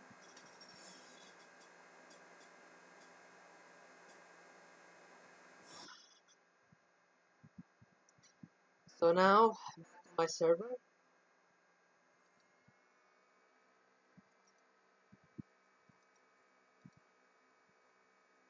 I am in general voice chat, and I am awaiting anybody who wants to weigh in on their opinion. Hello? Hello there. Just let me Can you? yeah, let me check if yeah, I think yeah. We can hear you. The stream can hear you. I was just checking so that the OBS is picking up this voice call. All Nestor. right. I'm gonna be brief because I don't have super long to talk. But um, I think that this operation is a bit different than the previous Antifadas because we were a lot of people are talking about this attack like it came out of nowhere, and like you mentioned, Hamas issued an active warning, but also in the broader context tensions have been rising up between the Israelis and Palestinians for well, obviously years now, but even in the last 2 years, it has been especially prominent, right? Um, and I feel like a lot of people kind of predicted those riots escalating into armed conflict in a manner that they didn't really do so. Whereas this, I don't feel like a lot of people were expecting a single party or group of parties to lead a surprise military assault. You know what I mean? Yes, yes, of And course. I do feel like the Palestinian people themselves have been caught off guard by this assault, and I do think that's part of the reason why we see Gaza be so underprepared for this, alongside with the blockade. But it's not like they knew that this was going to happen. You know what I mean? Well, according to Palestinian resistance factions, by the way, while Hamas was spearheading the operation, it had Mm-hmm. also other factions, such as the PFLP, DFLP, and the PIG, Yeah. the Lions Well, I'm Den. just saying though, I don't think they expected it to be led by Yeah, like party. You know what I mean? I think they yeah, yeah, expected it yeah, to be a broadly popular campaign. yeah. Well, Not to say that this isn't supported by the populace, but you know what I mean. Like yeah. that. Well, uh, personally, I this isn't surprising. But when I woke up and heard of the news, uh, I was a little bit, it was a surprise for me. Not that I did not expect this to eventually happen, but I did not, it's not something that you sleep thinking about it's going to happen the next day. And witnessing what was happening was very interesting. Okay, Thair, how you join? Okay, so for anyone who wants to join from the live chat, you click on my channel. You go all the way, scroll all the way to the About section. There is a link to a Discord server over there. You click it, you join the Discord server, and you enter. But yes, as I was saying, in regards to the operation, it is nothing like we've seen before. That is apparent. The Palestinian resistance had put a lot of effort into coordinating this, and it has been a massive success for them. The IDF was the main goal was, as they had revealed it to Al Jazeera today, was to attack the Gaza Brigade, and basically, in a matter of minutes, chaos erupted within the Gaza Brigade, and the IDF was just running away. So I feel this is a turning point, and it remains to be seen what will happen in the coming days. I Uh, feel like it's only going to be a turning point if there's foreign involvement. Like if Hezbollah gets involved, if sorry, that has been mounting but, troops on the borders, yeah, and but I'm saying if the axis of resistance gets involved, I feel like there's a chance. But without foreign support, I don't think Palestine alone can defeat the Israelis. well, I believe if the IDF eventually does invade Gaza, Hezbollah will have to interfere. that is a reasonable assumption. That is a very reasonable assumption. And however, war isn't a very simple thing. You need to pick up the right moment to intervene. Else things will escalate even more. You know, and as I said, it is best to currently see what's happening, follow what's going on, and uh, not make any Well, quick have you seen like assumptions. what's on the West Bank?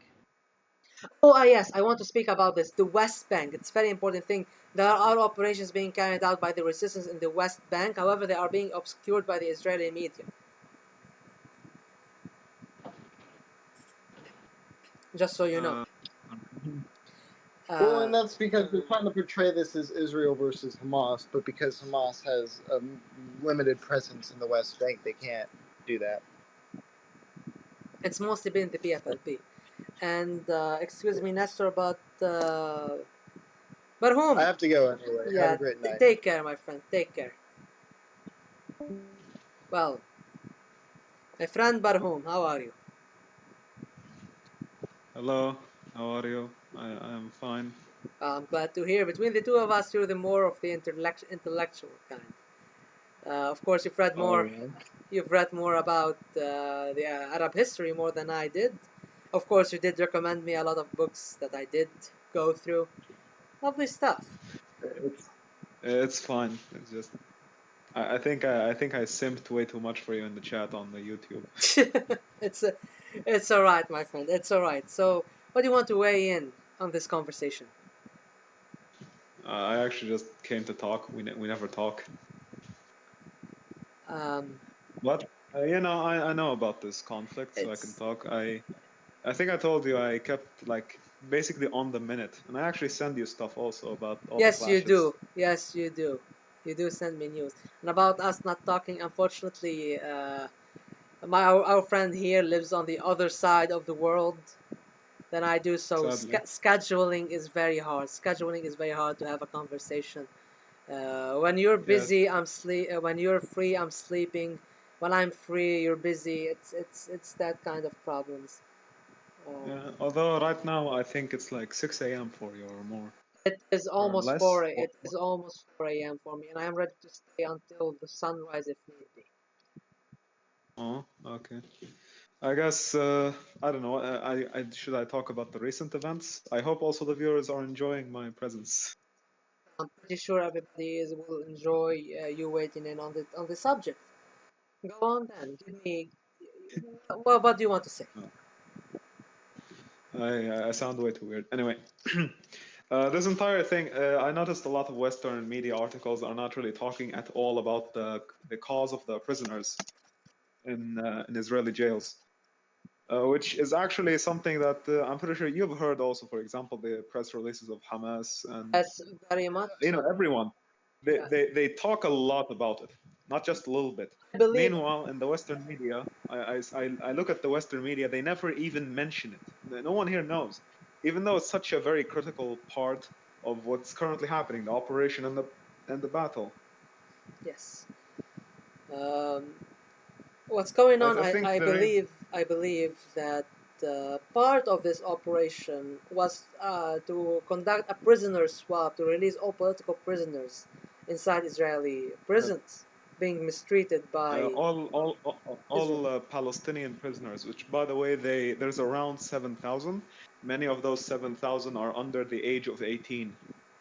To get an idea, what happened is that Ben Gvir, hello, Ben Gvir was essentially first off maltreating, heavily maltreating, because earlier in last year, for example, we saw a strike that happened in the prisons. And basically, the strikers won, thankfully. Basically, he wanted to reduce, first off, the leisure time they had. They wanted to reduce the electronics they could use, reduce the food, the food that they can get, and reduce essentially a lot of stuff. Basically, what happened now is that he came back, did a lot of the same thing, but this time, outright torturing them. And I think what Hamas was scared for was Ben Gvir said that he wanted to execute all the prisoners, which is like 7,000 Palestinians. It's not, no Palestinian organization could just shut up about that. It's incredibly important. Add this Go ahead. threat to more of the war crimes of Israel. Political prisoners are not to be executed. Are not. You can listen. When it comes to political prisoners, and I'm a law student. I've studied these things. Political prisoners Yeah. cannot be executed. You cannot condemn a political prisoner to death. That is against. That is against. International human rights. But of course, we're talking about Israel. So keep in mind, 7,000 Palestinian political prisoners. Most of them are under the age of 18. Yeah, hello there, Thair. Is that how you pronounce your username? Oh, sorry. Yeah, Tahir, yes. How are you? Thair. Hello. I'm fine, and how Yes, about you? awesome, awesome. Well, first thing I want to say, honestly, I want to congratulate all of my Palestinian brothers and all over Palestine, of course. Palestine, this is the time. This is the time. Couldn't have been better for the Palestinian resistance and for them all together to finally prove itself and get and do what its right is to do, which is to liberate all those occupied lands. And one thing I want to mention as well is how many settlements were already over 1,500 to 2,000 settlements were illegally built on top of 1948. I mean, I don't know who sits there and agrees with the 67 and 73 and all these agreements that mean nothing to me. That's all paper. In the end of the day, this is from 1948. And let's be real. One thing I wanted to bring up is something that's very important that I think my people, out of all people, it's my people who are missing. And this is, I think, within their history, is to understand, for example, like the Canaanites, the religions of Ishtar, Eve, Baal, idolatry. Yes, the Canaanite gods and goddesses. Yeah. Another thing I would like to mention, actually, since there's a person, I think I Before you forgot go his on, name. before you It's go called, on, Barhum, wait, yeah. Thair's voice was cutting, so I'm going to try to summarize this with a more clear voice No, for I the heard him. I audience. heard everything he said. It was cutting. Oh, okay. For the audience. Oh, okay. Okay. I see. So Basically, what basically, he's saying is basically go on. he's the guy that was talking about the Aramaic language, I think. Yes, Basically, what's happening is people being occupied, and it has been going on. They've since built 1948, 15,000 50,000 since the settlements. since the year of 1948. 50,000 is an incredibly huge number, obviously. And they're trying to displace the Palestinian people. And right now, what the resistance is doing is very much like, undoubtedly, just like a just cause. And not only that, but it's basically the minimum any resistance movement should really do.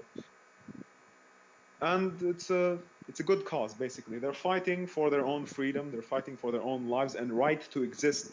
It's not just a right to like live on the land. It's also a right to exist on the land and actually have your own cultural identity, have your own existence on it.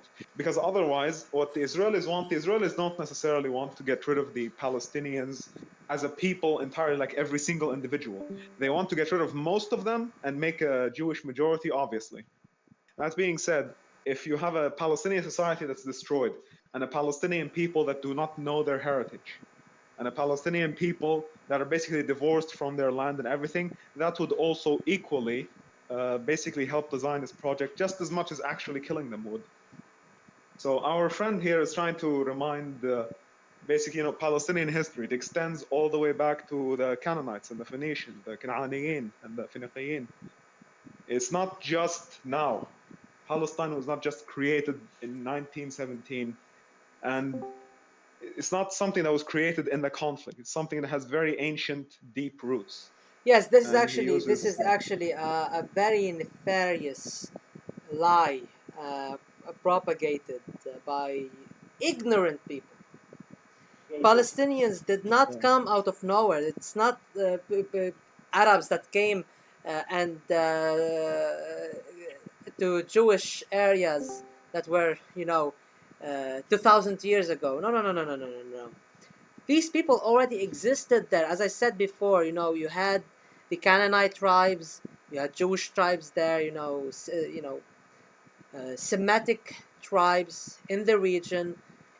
There was cultural exchange, and there is a history, a large documented history of Jewish people even living in Palestine, of refugees coming from Europe living in Arab-controlled territories.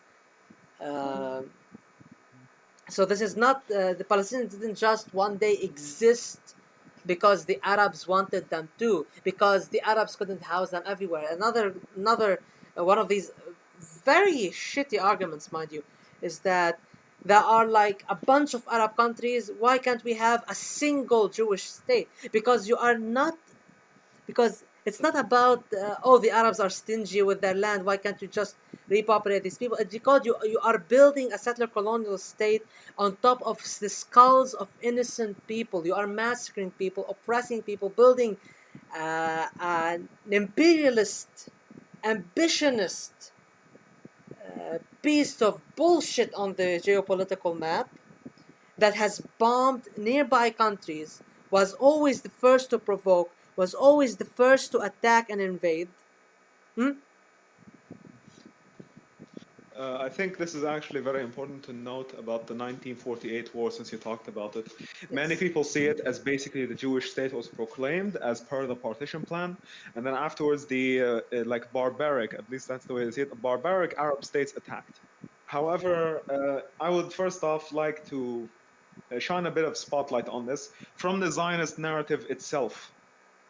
First off, the Zionist narrative of the supposed independence of Israel is that Israel first declared independence in 1947, and then afterwards fought a war with Palestine, a war alone with Palestine. Because now the reason for this war that the Palestinians gave is because you were going to declare a Jewish state in which around 56% of the population was Jewish, and then the remaining were all Arabs. And the stated goal of the Zionist organizations were to create a state with a Jewish majority.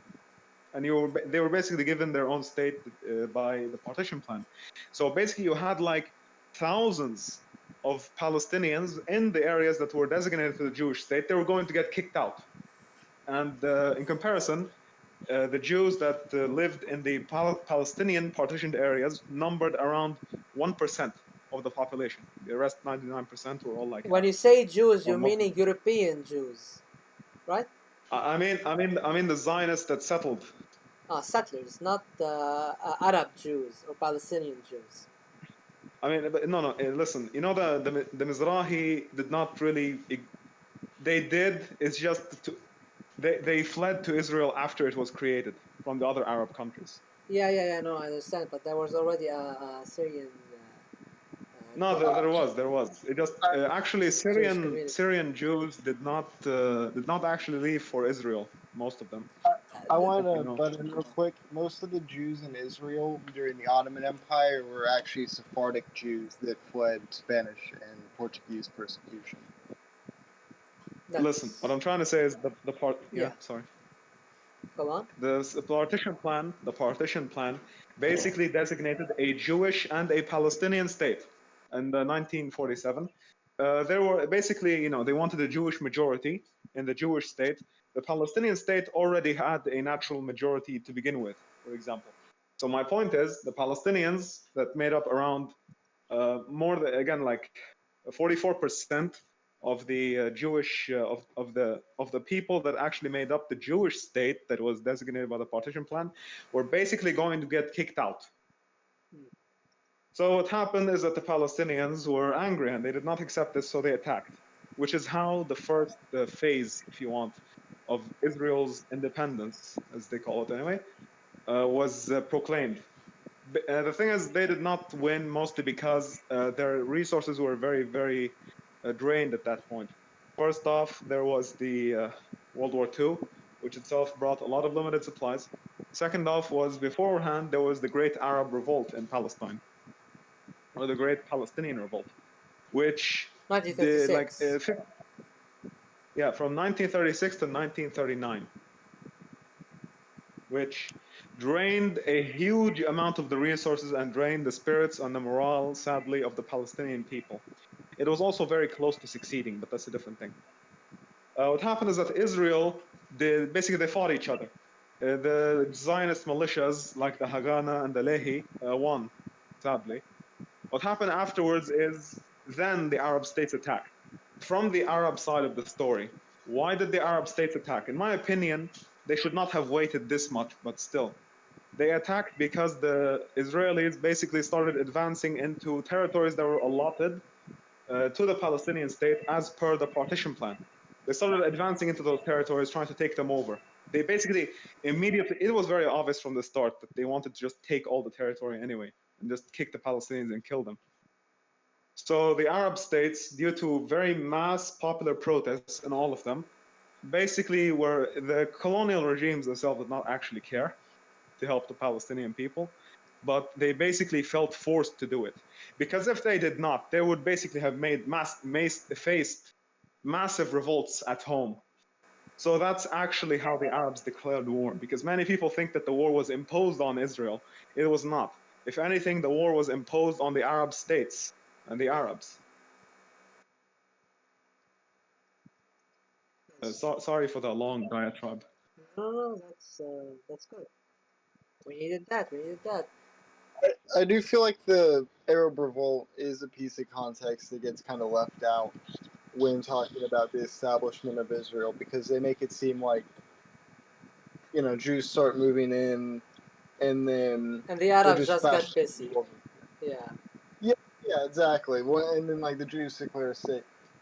But it But the wasn't that. Jewish-Israeli War was featured a lot of war crimes on both sides. Um, a lot of, I mean, frankly, a lot of the tactics used were basically bandit-like tactics on both sides. Like these weren't like professional armies; they were militias. Um, and like, it didn't just sap, like you said, the military morale of the Palestinians. It also kind of created an environment where getting forced out of your home at gunpoint wasn't uncommon, and it kind of laid the groundwork for what would become the Nakba later on. Hello? Yeah. Sorry, I went out for a little bit. I apologize. Oh, Yeah, he left. yeah. He was Okay. talking. He was talking about how the Arab Revolt of 1936 is mischaracterized as Jews coming in and the Arabs getting pissy, and that Yeah, no. In fact, if you read the writings of Ghassan Kanafani, I don't know. In a way, I feel like if the revolt actually was like that to a degree, it maybe could have succeeded more. And I know many people will say that's oof, but let me explain. The Palestinians saw basically the evil to be the British. So they targeted almost exclusively the British to a ridiculous degree, in fact. And the revolt almost succeeded. The thing is, what happened is that they targeted the British so much, almost to the detriment of actually targeting the Zionist settlers.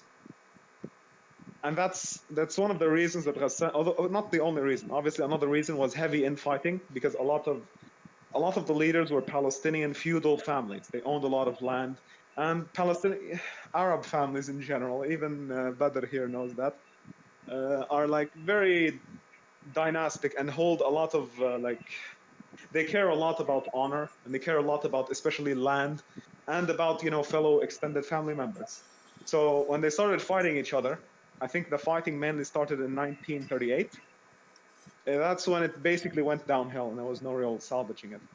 But to say that it was basically an anti-Semitism against the Zionists that were coming in to settle, it really wasn't. In fact, it could not have been the opposite, because that was one of the main problems, is that they focused on the British so much that they did not actually care much for the Zionist militias that basically disrupted a lot of the supply lines they had and a lot of the main cities that they settled in, like Haifa. I see. So Well, unfortunately, the Arab Revolt of 1956 is a little bit of a gap in my knowledge that I need to reinforce myself in. And I also want I to just note something about what you said. You mentioned a name uh, as it passes. I think you might be referring to me like.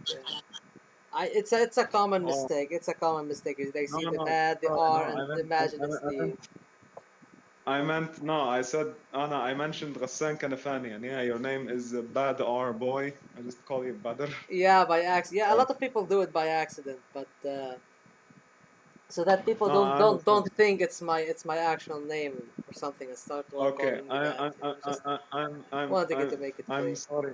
No, no, it's I'm alright, sir. It's sorry. a common misconception. A I'm common sorry, misconception. Mr. Bad Boy. Shut up.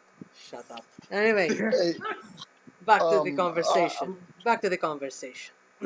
so Very well. sorry. My internet's kind of breaking up, and I'm gonna have to like actually leave soon. But I will just Yeah. say one thing about the revolt is an interesting thing is the Israelis were also like the Jews were also not very unified during that war as well, and we're also kind of on the verge of collapse in Infighting? a lot of ways, but they've been pushed a bit more successfully. And so I feel like you were talking about, that was honestly one of the best chances the Palestinians had of breaking them. But the real issue was is neither side was really capable of fighting very well, and then the British were in there as a third factor that completely Yeah. No. No. I kept understand. I Israel out. agree. I agree. I'm not sure about not being able to fight well because that we need to define what you mean by fight well, but I can understand. I, I Uh, mean, act as a cohesive unit and fight well with other Fair enough. Fair enough. the next The only village difference over. is that the Palestinians basically had first off, the numbers. This was also their Mhm. land. They have a lot of advantages, but it's true they were not like a cohesive military. They're not even not unified military. Well, in some ways, those numbers came back to bite them because having a lot of different families in the mix means that there's more grounds for infighting in your military. You know what I mean? The Israelis, Yeah, because it no, was a smaller that's group of true. settlements that had more cohesion, they were able to That's yeah, stay together for longer. that's true only for the ruling feudal families. Okay, the Levant definitely has a lot of clan politics. Even us in Lebanon, me and Mr. Bad Boy, even us, we know that, and it exists a lot. The thing is that mainly happens due to best way to say it is relations to the land.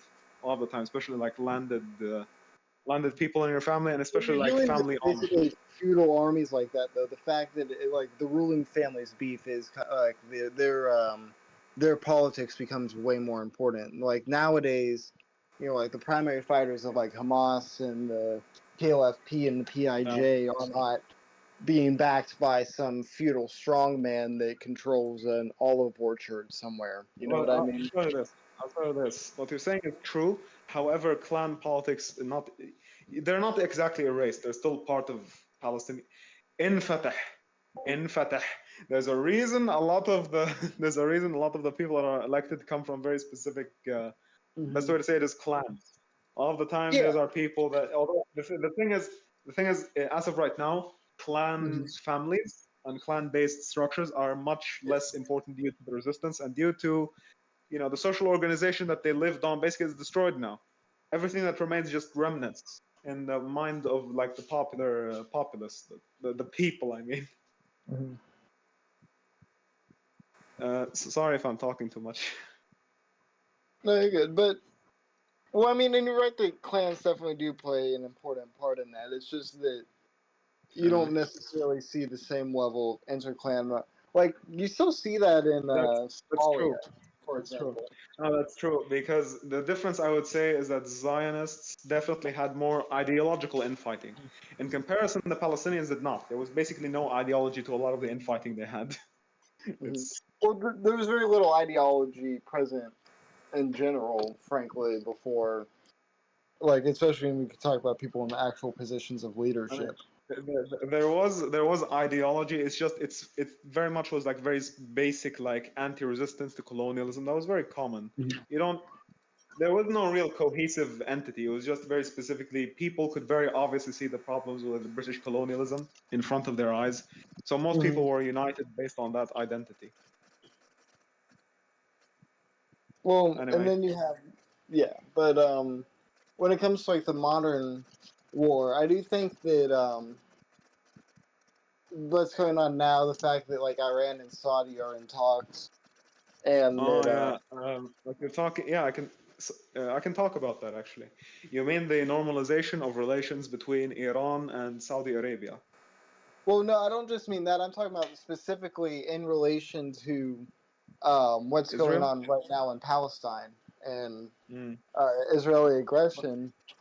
Both Saudi So Arabia and Iran have been yeah. in collaboration. I think that's a large step towards mending that Uh, fracture. the re- the reason for this is because it first off started with a normalization because Israel beforehand was basically banking heavily on making an anti-Iran pact in the Middle East, and that failed miserably.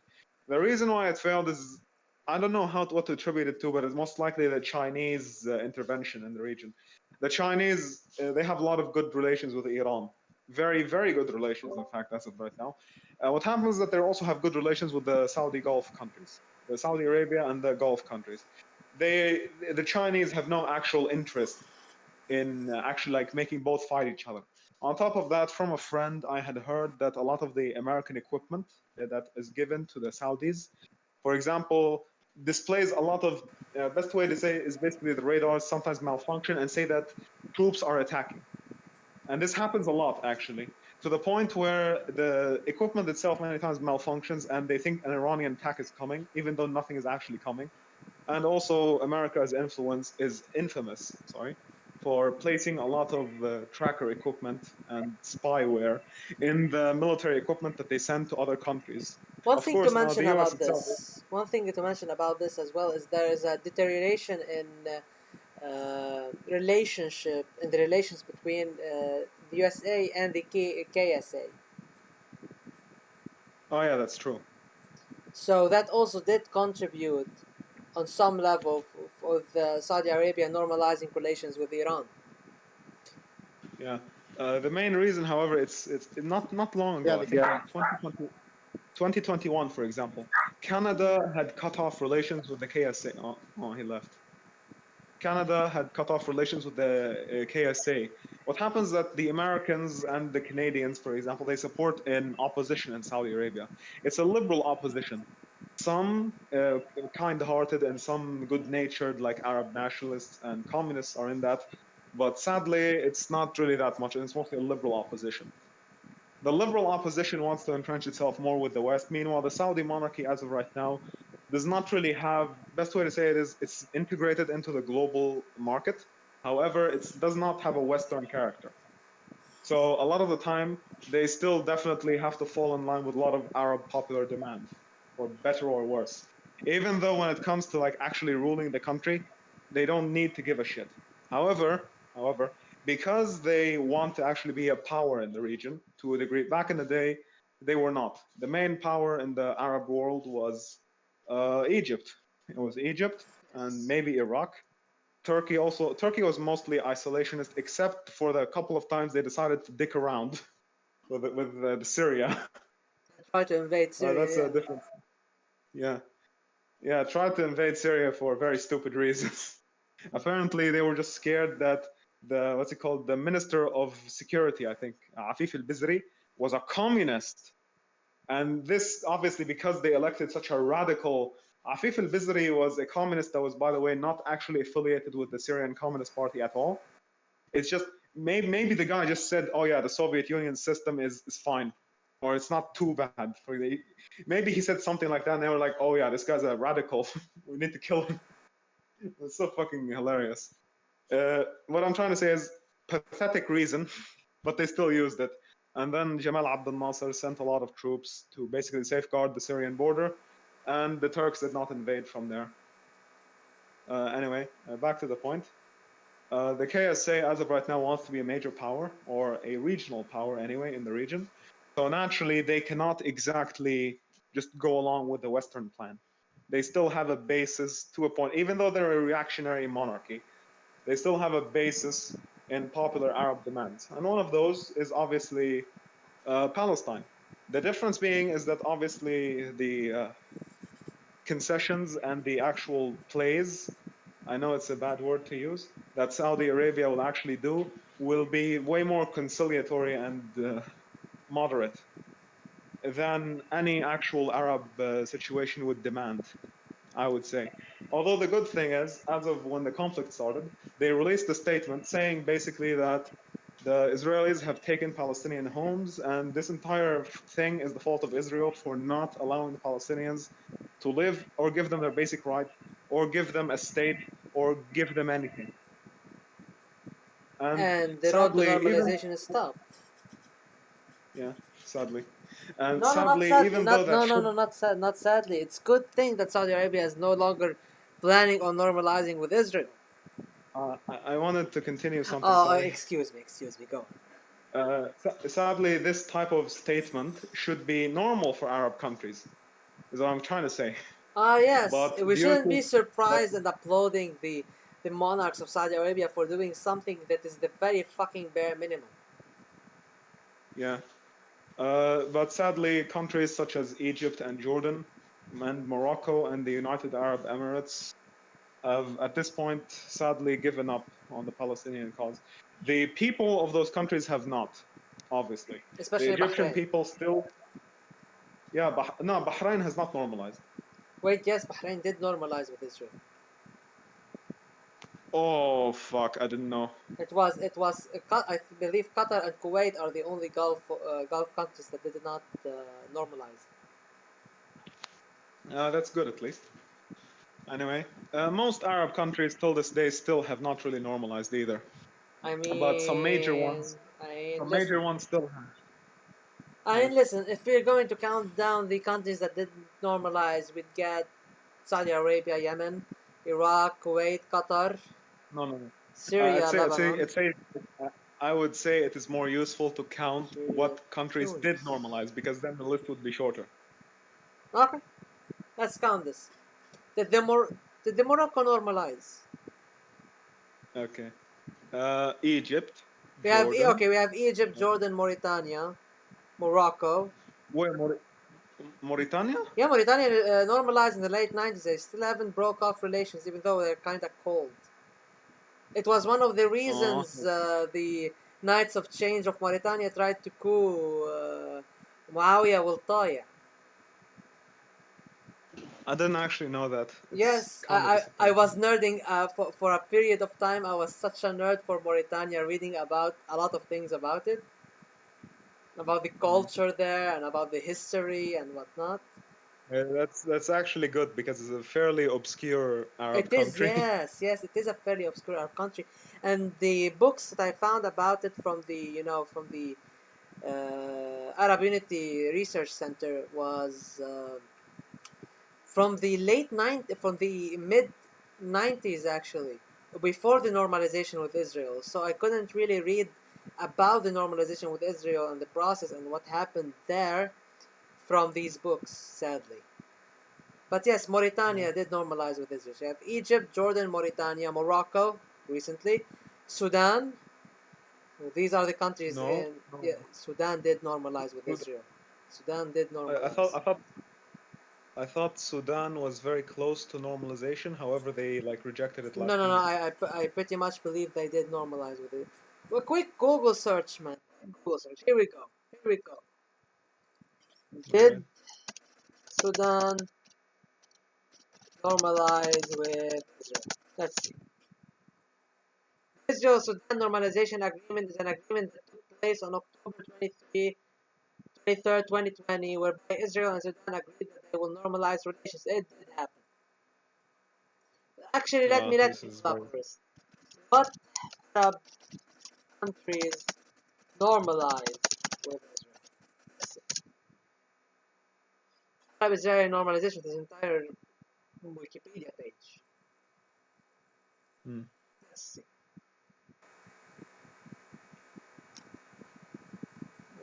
Okay, the Arab-Israeli alliance against Iran emerged in November 2017 upon warming ties with Israel. Blah blah blah blah blah. Okay, basically, the normalization agreement was followed by official confirmation of one with Sudan as well, Bahrain, Morocco, the UAE signed a free trade agreement, and so we have Egypt, Jordan, Mauritania, Morocco, Bahrain, Oman, Sudan, the UAE. Mm. Yeah. And if Khalifa Haftar won, in Libya, then Libya would normalize with Israel, and Yeah, Saudi Arabia was yeah, close sadly. enough, too close for comfort. And Yeah, and although and yeah. about Yemen, there were plans to divide Yemen into north and south once more, and the Southern Council had agreed with UAE and Israel to recognize Israel once they are granted independence. However, thankfully, this plan has been foiled. Mm. No, that's good. Yes. Anyway, what I wanted to say was I actually forgot. Uh, You were uh, you were talking about countries oh yeah, normalizing. yeah, yeah. I was gonna say something about Sudan actually because in 2020 I was actually 2019, 2020 I slightly kept up with the situation. Sudan's it's in a very difficult spot right now. Although all I can say is that its story is basically the story of every other African country. That's African Arab country. Even a lot of Arab countries have the same actually. Basically, what happened is it was a government in the 90s that was they elected an Islamic government. This Islamic government initially was trying to be for the people and said that they will not take loans from the IMF. However, they ended up taking loans from the IMF. And what happened is they had structural adjustment, and now there's the market planning, specifically like the marketization of all of Sudan. Where's the problem in this? You're going to ask. Okay, the problem is specifically with COVID. When COVID came, most Sudanese, about 70%, live in rural areas. Those areas don't exactly bring you much money, is the best way to say it. So what happens is that in these areas, there's simply no medical hospitals that much. Like either that, or there are medical hospitals that have the bare minimum. They would have like many used syringes, and they will not be properly sterilized or cleaned. Meanwhile, the capital of Khartoum has about like 15 hospitals. Meanwhile, in some areas, there's only like a maximum of 5, but stretching over a wide distance. A lot of the medical equipment there is very bad. In 2020, there was actually a very rising communist movement in Sudan. It was think of it like this: it's kind of like the perfect storm. Basically, a crisis, an economic crisis. The people of Sudan were reeling, and also the crisis of COVID. And on top of that, the government itself was an Islamic government. So traditionally, in countries like Egypt, for example, you have the rightist military government, and then afterwards you have the rightist Islamic, basically politicians that want to also come into power. In Sudan, the Islamic politicians and the military are basically allied for the most part, or at least were. There was no real difference between the military and the people in the political power. The only difference is just that one was a civilian government. That's about it. So the opposition that emerged was mainly a very leftist, very secular opposition. And from what I know, the Sudanese Communist Party actually played a very important role. I do That remember all this. ended Yes. in that all ended in 2020. What happened is that the military regime came into power. There's even though I think there's a mini civil war in Sudan right now with Yes, it the is fast. ongoing. The It's still ongoing. rapid support forces, I believe, and the Yeah, military of Sudan. yeah. Sadly. Anyway, what I'm trying to say is that what happened is that the first thing the Americans, Joe Biden came and said that he wants that basically he said that he does not want the military regime to come into power officially. That being said, the US as of right now is still backing the military regime. The military regime has claimed that this is a temporary measure to keep the country in stability. One of the first things they did, I think I told you, Badr, I think I told you, Mr. Bad Boy, You keep was using that name. Damn, okay. man. I'm sorry. Do I remind you of a friend of something? No, no, nothing. I don't know, just having fun. Okay, bro. Okay, Anyway. go on. Stop teasing. Okay. Basically, the military regime said temporary. only to Yes. stabilize the country. They started because there were a lot of protests in Khartoum, in the capital. They closed all the bridges, and it was very obvious what they were going to do. They massacred all the protests. I believe Khartoum was, uh, I believe the USA is also supporting the military regime because the rapid support forces are being supported by Russia. I've heard that Wagner might be involved in Sudan as well. yeah, they were. The thing is, as of right, there was a Sudanese writer I was reading from once, and as of right now, actually, there's a lot of problems in Sudan. For one, Egypt has actually occupied a lot of the areas in the north. And second off is that Ethiopia is also getting involved, apparently, from what even though Ethiopia is going through its own civil war. Although it's a smaller one, but it's still, there's a civil war in Ethiopia right now, sadly. Even those are getting involved, specifically some outspill into Sudan. There was once a writer, I think from an Arab writer, I was reading from. He said that Sudan was under dual Egyptian Ethiopian colonialism or imperialism.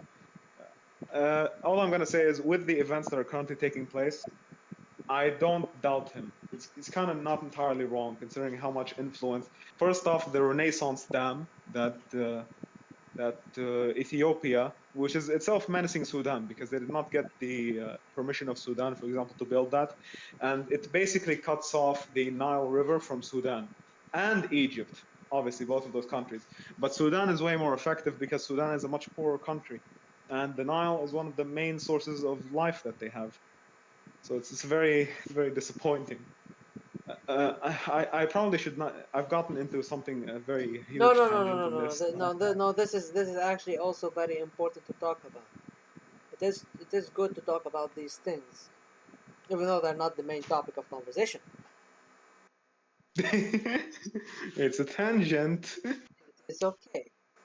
It is sometimes. I hope the viewers are enjoying me giving my mini lectures. Anyway, So, um, all right. we've talked a lot about Palestine tonight. Yeah. By the way, Justin, 50,000 pregnant women unable to access clean water in Gaza, says the UN, and 5,500 of those women are due to give birth in the coming month. Oh, damn. There's only one hospital in Gaza right now that's not blown up. Anyway, I think it's Shifa, مستشفى الشفاء. When the The thing is, it's bombardments, getting very much. Yeah. The thing is, the problem with the hospital is that it's getting overloaded. it's, There's yeah, just so many it's people dying and being injured at once. naturally it will get crowded.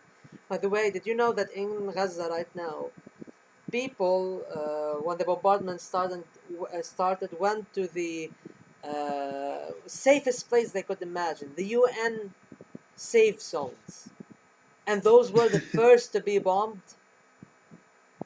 Those were the first to be Yeah. bombed. The UN safe zones. It reminds me a lot of the Kana massacre. I mean, I don't know. At this point, Israel has done stuff like this so much.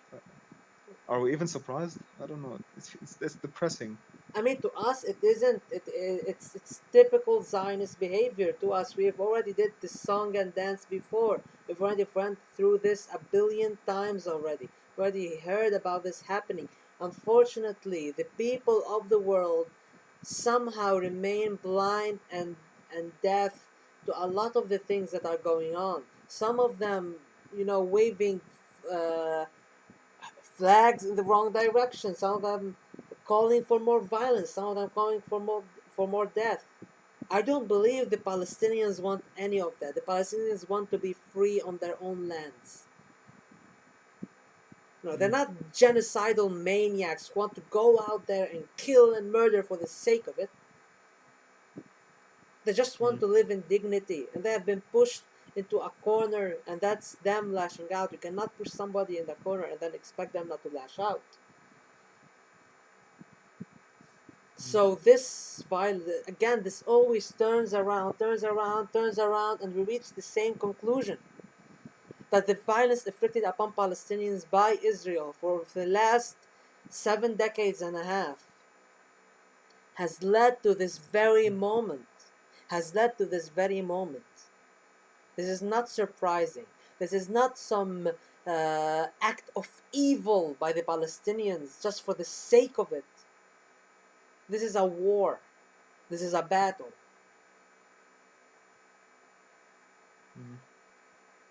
Although I would mention one thing, you say that the world is like blind and deaf. I would somewhat disagree. The thing is, the areas that traditionally support Israel are doing the same as of right now. However, most of the people, especially in Africa and Latin America, and even in places like China, you would actually, even though the current like government stance is neutral, most of the people there, like, first off, they see through the bullshit of America, and they see the problem. And second off, most of them are very sympathetic because, like you can't. The Israelis, they do so much stuff like barefaced. They dropped phosphorus bombs on Lebanon in 2006. They They are dropped dropping cluster munitions. currently. They have used And white and right phosphorus now, currently in South Lebanon. They are currently using it. They are currently using white yes, phosphorus. yes. I mean, but I'm saying from 2006, for example, all the way back, and they're still using it. There's no fucking difference now. But like most of Also, the in people, even the in Japan, I think in the United States even as in well. I think in the United States the typical support for Israel is going down slowly. I mean, more on the liberal and left wing, there are more now rising support among Palestinians, and on the right wing, there's more of an America first attitude and lowering aid for other countries.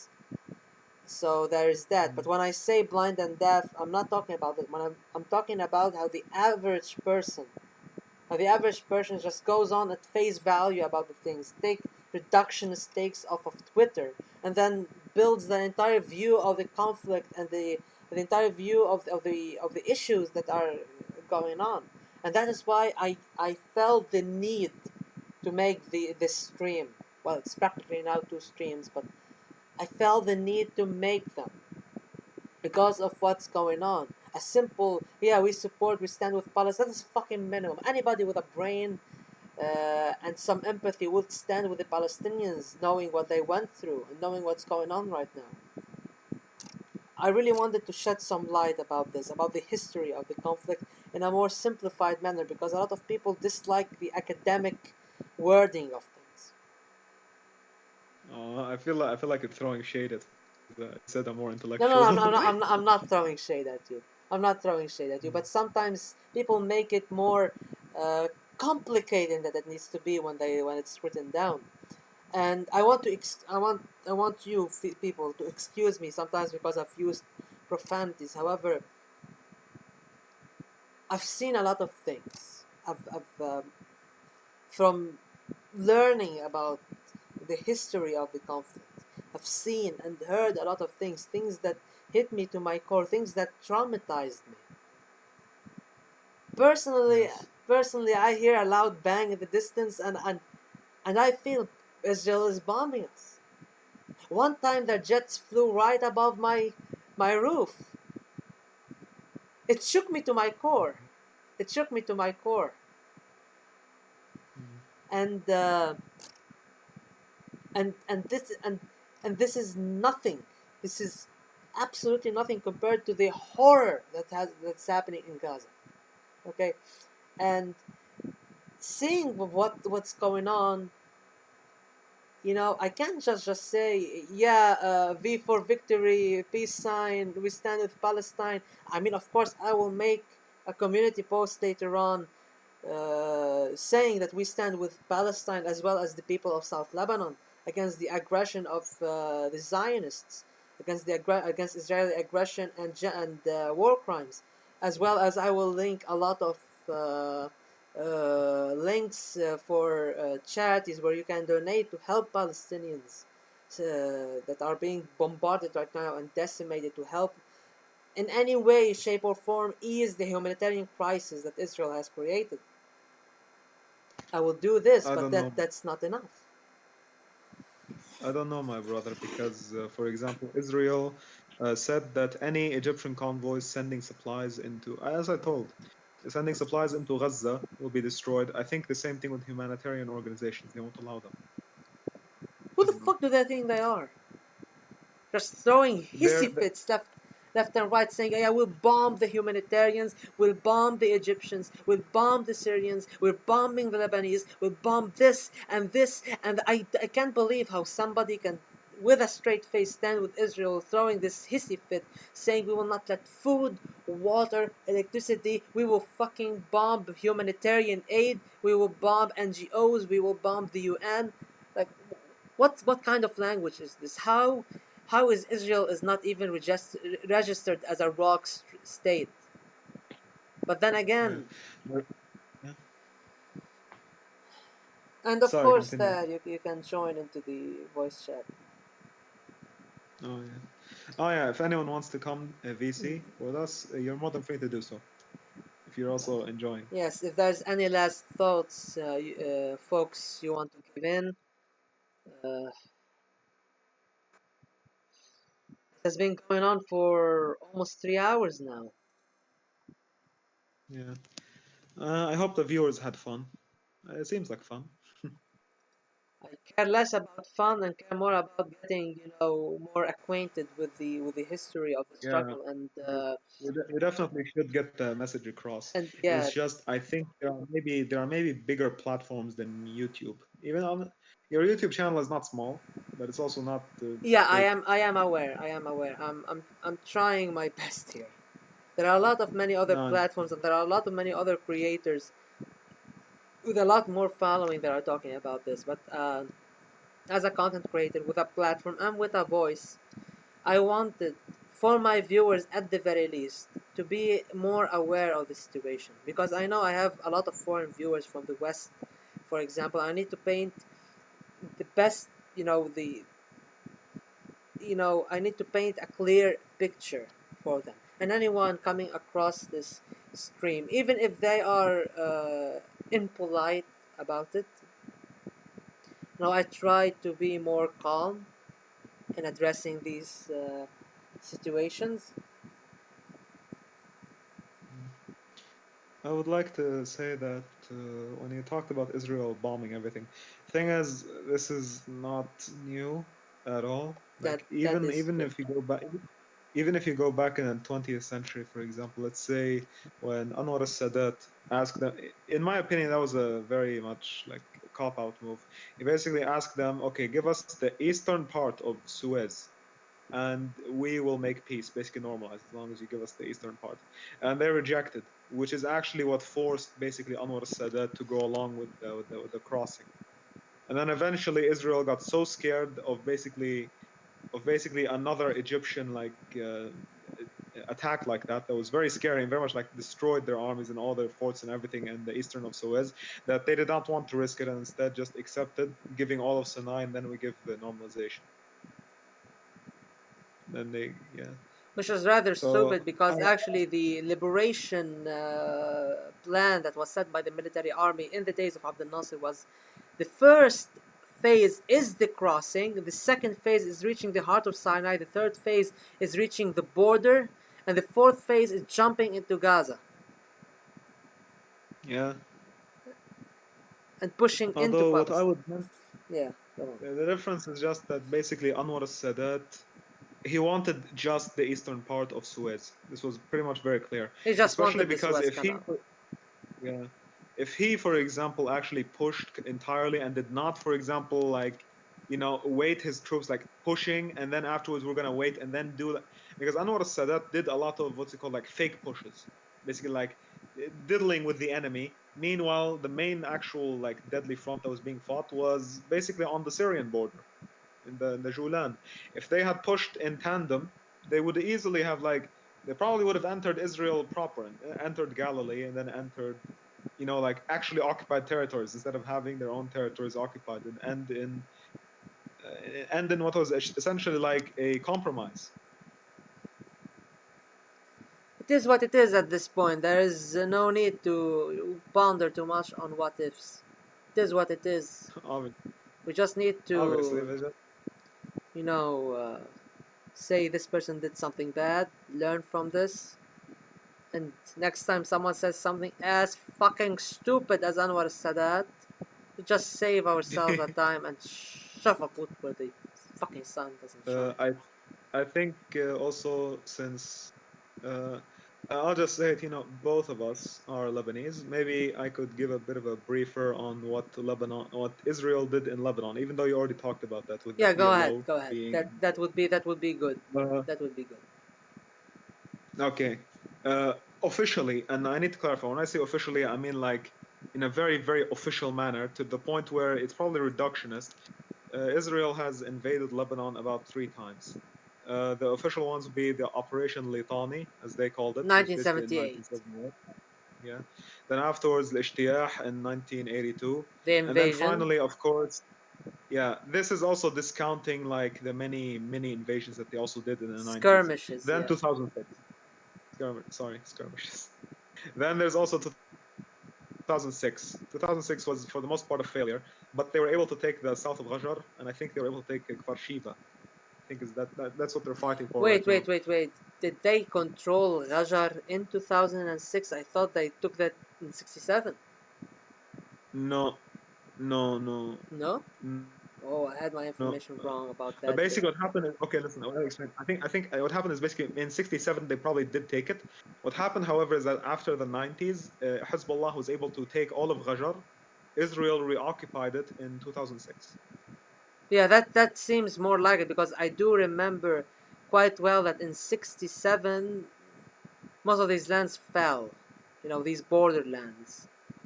That we had a dispute with either Palestine or Syria.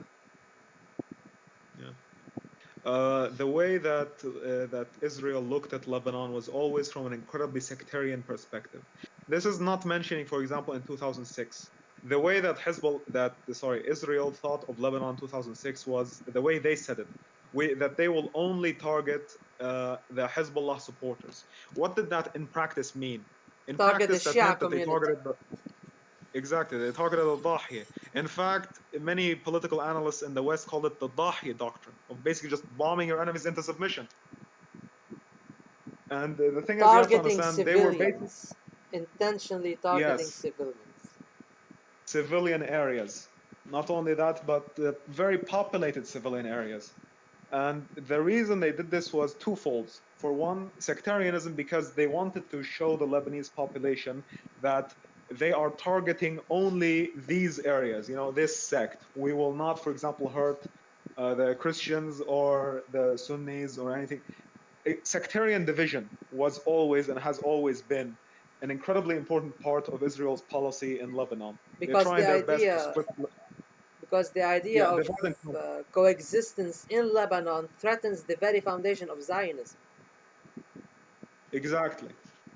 Because Because Israel is built on Zionism on the idea that there cannot be coexistence between Jews and other groups in the same country. While in there cannot Lebanon, be religious coexistence yeah, between religious different coexistence sects between and different regions. sects, basically this. Emphasizing Yes. Judaism because they proclaim themselves to be, building a Jewish state. However, Yeah. Lebanon, because of its Hmm? different sects, it is built on the idea of national coexistence. العيش المشترك. Yes. Exactly. If anything that threatens this national coexistence basically just means civil war. And most Lebanese inherently do not want civil war for obvious, not only patriotic but humanitarian reasons. The Lebanese people have a saying, تنذكر ما تنعاد, to be, Yeah. how do we translate it? To be To be remembered but not repeated. remembered but never repeated. Yes. Yes. This is about the Civil War and a lot of the events that took place. And then Sadly. currently South Lebanon is being bombed by Israel. Yes. However, They're not however, bombing. I'm They're sorry. not bombing empty fields. They are bombing civilian homes. You can see it on the Yeah, news. They are bombing civilian homes. It is frightening. with white phosphorus, and With we have white the footage. phosphorus. The footage We have the exists. footage, like very, very, yeah. I saw it as well. It's very bare. I don't know. Maybe due to basically decades of sadness that we go through as Lebanese. Like Lebanon, you see the Facebook post that we have and how fucking bleak and dark a lot of Lebanese humor. I love it. I love it dearly, but it's also dark. You know. I think at a It's certain point people become apathetic. yeah. Like it is All what I'll it say is. is with what's happening in southern Lebanon, obviously I would do what I can if I could. If I was there, for example, and I was forced to make a choice, I would join the resistance and fight. That being said, It's I'm not sure what I don't know what emotions I should feel about Israel doing what I always knew Israel would do. to me, when it comes to me, I think people should do anything that they can do, that they know how to do. It doesn't really need to Yes. be holding a gun and going to war, But well, it's all right. That is trying to get into the VC again, but apparently, probably, shitty internet connection is not helping. Well, uh, about Not, how to feel, I feel there is one thing to feel. It's to be appalled. It's not surprising, but it's still disgusting. Mhm. Like we're not surprised Yeah. like, I will not be surprised if here is if sorry, excuse me, if I hear that Benjamin Netanyahu skinned the face of a baby and used it as a, I don't know, coffee mug. Not Yeah. practical, by the way. Not a practical idea. If he ever tries to do that, Mhm. that's a horrible fucking idea, horrendous even. But I will not be Yeah. surprised if I hear that news. But I would still be disgusted. True. This is very true.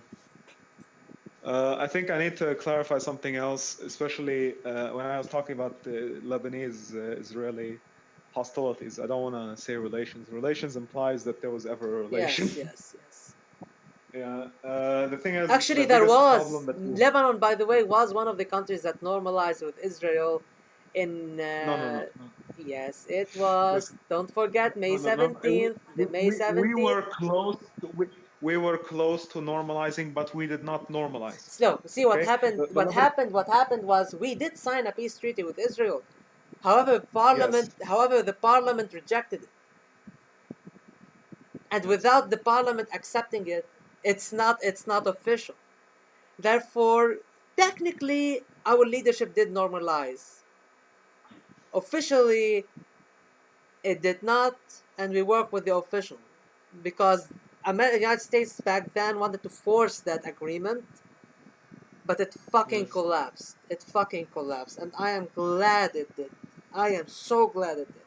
Uh, it's called I think I remember 17 أيار Yeah, 17 أيام 17 the 17th May agreement. Yes.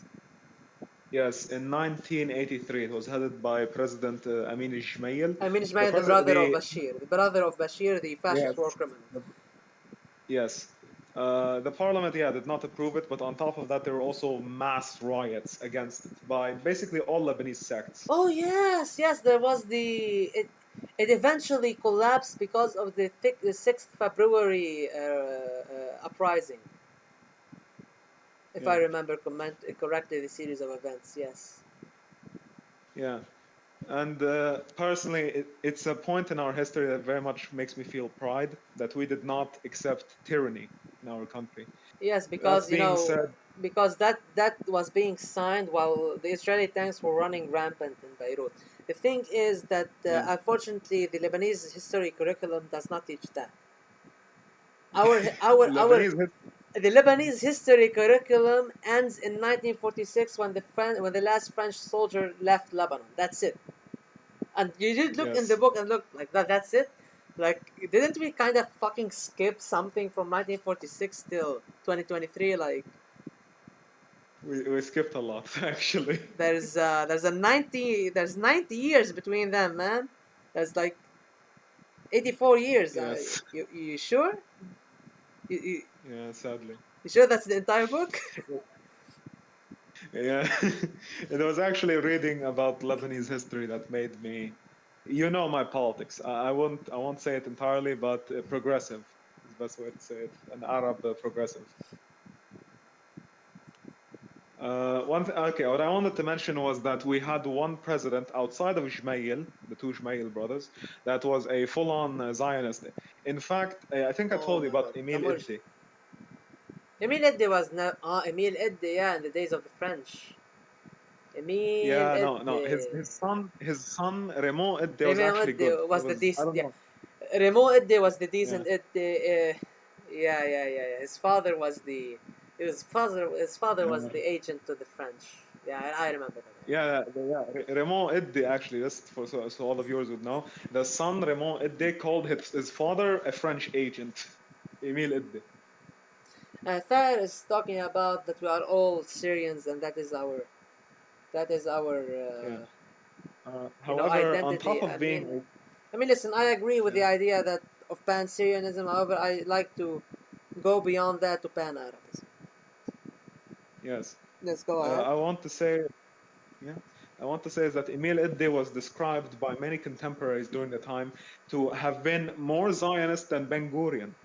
Just so you know, not just that. And the thing is, what's more treacherous that I actually learned about is that back in after the 1948 war between the Arab states, Yes. outside of our performance in the war, and I think I made the joke in the YouTube when I was when you were doing the stream at first, which is that if only, which is something very common in Lebanon, if only all of the Arab armies fought like the Lebanese troops did in Al Malikiya, we would have won the war. Which, in fairness, the Battle of Malikiya was a good victory because basically, I think there was only one guy that was wounded. Meanwhile, we, I think, killed like 20 Zionist soldiers and then captured 10. It was an Meanwhile, the impressive loss. victory. It was an impressive, yes. Meanwhile, we did not. I don't think we had a single loss except one guy that got like that tripped over a mine and then broke his legs. The sad guy. And no, that was it. That was it. It's so funny. Well, That, about this, no, yeah. go on, go on, go on. If you want me to talk about the actual offensive that we No, no, had not now. in No, no, Palestine, I don't want to talk about the offensive. I don't want to talk about that. okay. You were talking about Emile Eddy. That's what. Emil Eddi, he was also the one that basically set up the reason for our later negotiations with the after the war. The There ceasefire. were later negotiations. No. I'm talking not yes ceasefire, but afterwards there were certain negotiations. Yes. You don't know about them. I do. Basically, they were debating. The Zionists always looked at Lebanon as a semi-friendly country. The way they looked at it was that Lebanon, they looked at it through sects. They saw that the Maronites and many of the Christians could be possible allies in the region. But the thing is, the south of Lebanon was, and still till this day, although many Israelis will not admit it, is seen as an inherent part of Eretz Yisrael, or I don't know how to say it. Yeah, go on. And they see it as part of their Jewish homeland, not Jewish home, what's called the birthright. The areas of South Lebanon, all the way down south of the Litani River, are all part of the birthright of the Jewish nation as the Zionists see it. So they always had imperialist ambitions in that area. That area is also very rich in minerals, not minerals, I mean like water, and has a lot of rivers. Lebanon, as a country, geographically has a lot of rivers to begin with. But that area, not only being mountainous and being a genuinely good strategic place, also has arable land and good for agriculture. And on top of that, it has a lot of water to be used for various purposes. So naturally, the Israelis always had an inclination to this land, and they tried to make a deal with our first president after independence, Bashar al-Khoury, and the Prime Minister Riyad al-Sulh, to make a Maronite statelet inside of Lebanon. The idea was that the south will be taken by Israel. The fate of the people in South Lebanon, just forget about them, basically. That's the way the Zionists thought of them. They just What happened? disappear. It's a magic They trick. just disappear. It's a lovely Magic. magic. It's a lovely magic trick that we call shoot them in the back of the head and throw them in the sea. Basically, the thing is, in the south there are also a lot of Christians to begin with. They don't. I don't think they care. It's just what they see is basically outside of Eretz Yisrael, there are also the areas that could be allies, which they saw, I guess, were the Maronite areas in Jbail and the Mount Lebanon and the east of Beirut and these other areas. I'm guessing what they thought. There are also Druze areas. The Druze areas they did not care about. I'm guessing they were just gonna leave them all up for interpretation or something. I don't know. I feel Israel. A Maronite. I feel the Zionists were making the plan up as they went. I don't Yeah. think So they basically, really believe that they have Palestine yet. You know, like it hadn't really yeah. settled in. I'm like, all right, let's figure out where to go next. And then what happens is that Syria takes the north in Akkar and then takes the Baalbek and these other areas in the east. And then you have in the middle a small Christian statelet that is allied with Israel against Syria, basically a natural defense. And Israel itself has the south as a mountainous hill area. That's the stupidest agreement if the Christians ever agreed to it. Why What I'm would trying to say is Bashar al-Khoury and Riyad al-Sulah did not agree, thankfully. I don't know what the fuck they were doing. Why did they even make a meeting about that? I will not know. it is But such an thankfully, absurd idea because at that time the Maronites were ruling the country. The Maronites were ruling all of yeah, Lebanon. You know, they had the major posts in the country, so why would they settle in for a statelet? Like, and fight yeah, against Syria? To be the human shields for Israel? Like it's imagine you're going to a business meeting and telling people, you'll give me $2 billion and I'll give you a potato chip. That's the business equivalent of what Israel was offering to Lebanon in that case. Holy fucking shit. yes, and I can send you stuff about it, and I wish I was making it up. I wish Naturally, you were making it up. I wish you were making it up. But this, as much as it's comedic, it does make an important point. A very important and fundamental point. The problems that Palestinians deal with are not the problems of the entire struggle that we deal with, aren't only the enemies within and without when it goes to Israel and forces supporting Israel. And it's genocide, it's continuous genocide and occupation. It's also the reactionary and treacherous Arab-Zionists. It's those in positions of power that are ready to ally with Israel to preserve that power to the detriment of their own people.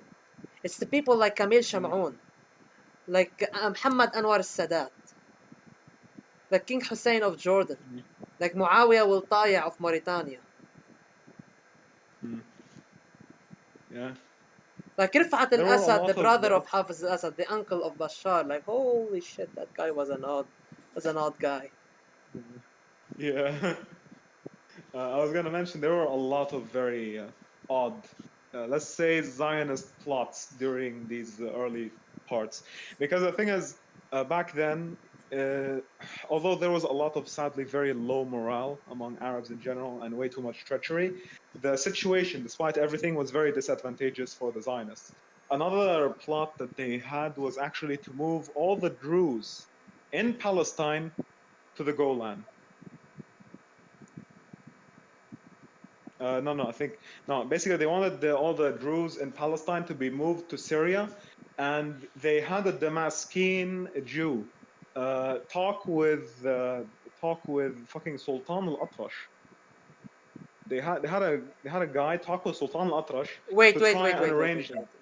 We're talking Sultan Bashar al-Atrash, the same guy Yes, yes. when the British and the French got a freedom fighter from his house, he burned his own house down, saying that my house is a safe haven, like Let me explain. Yeah. because his house wasn't a safe haven anymore. He said that house doesn't deserve to exist. That same Sultan Bashar al-Atrash. I need to clarify something.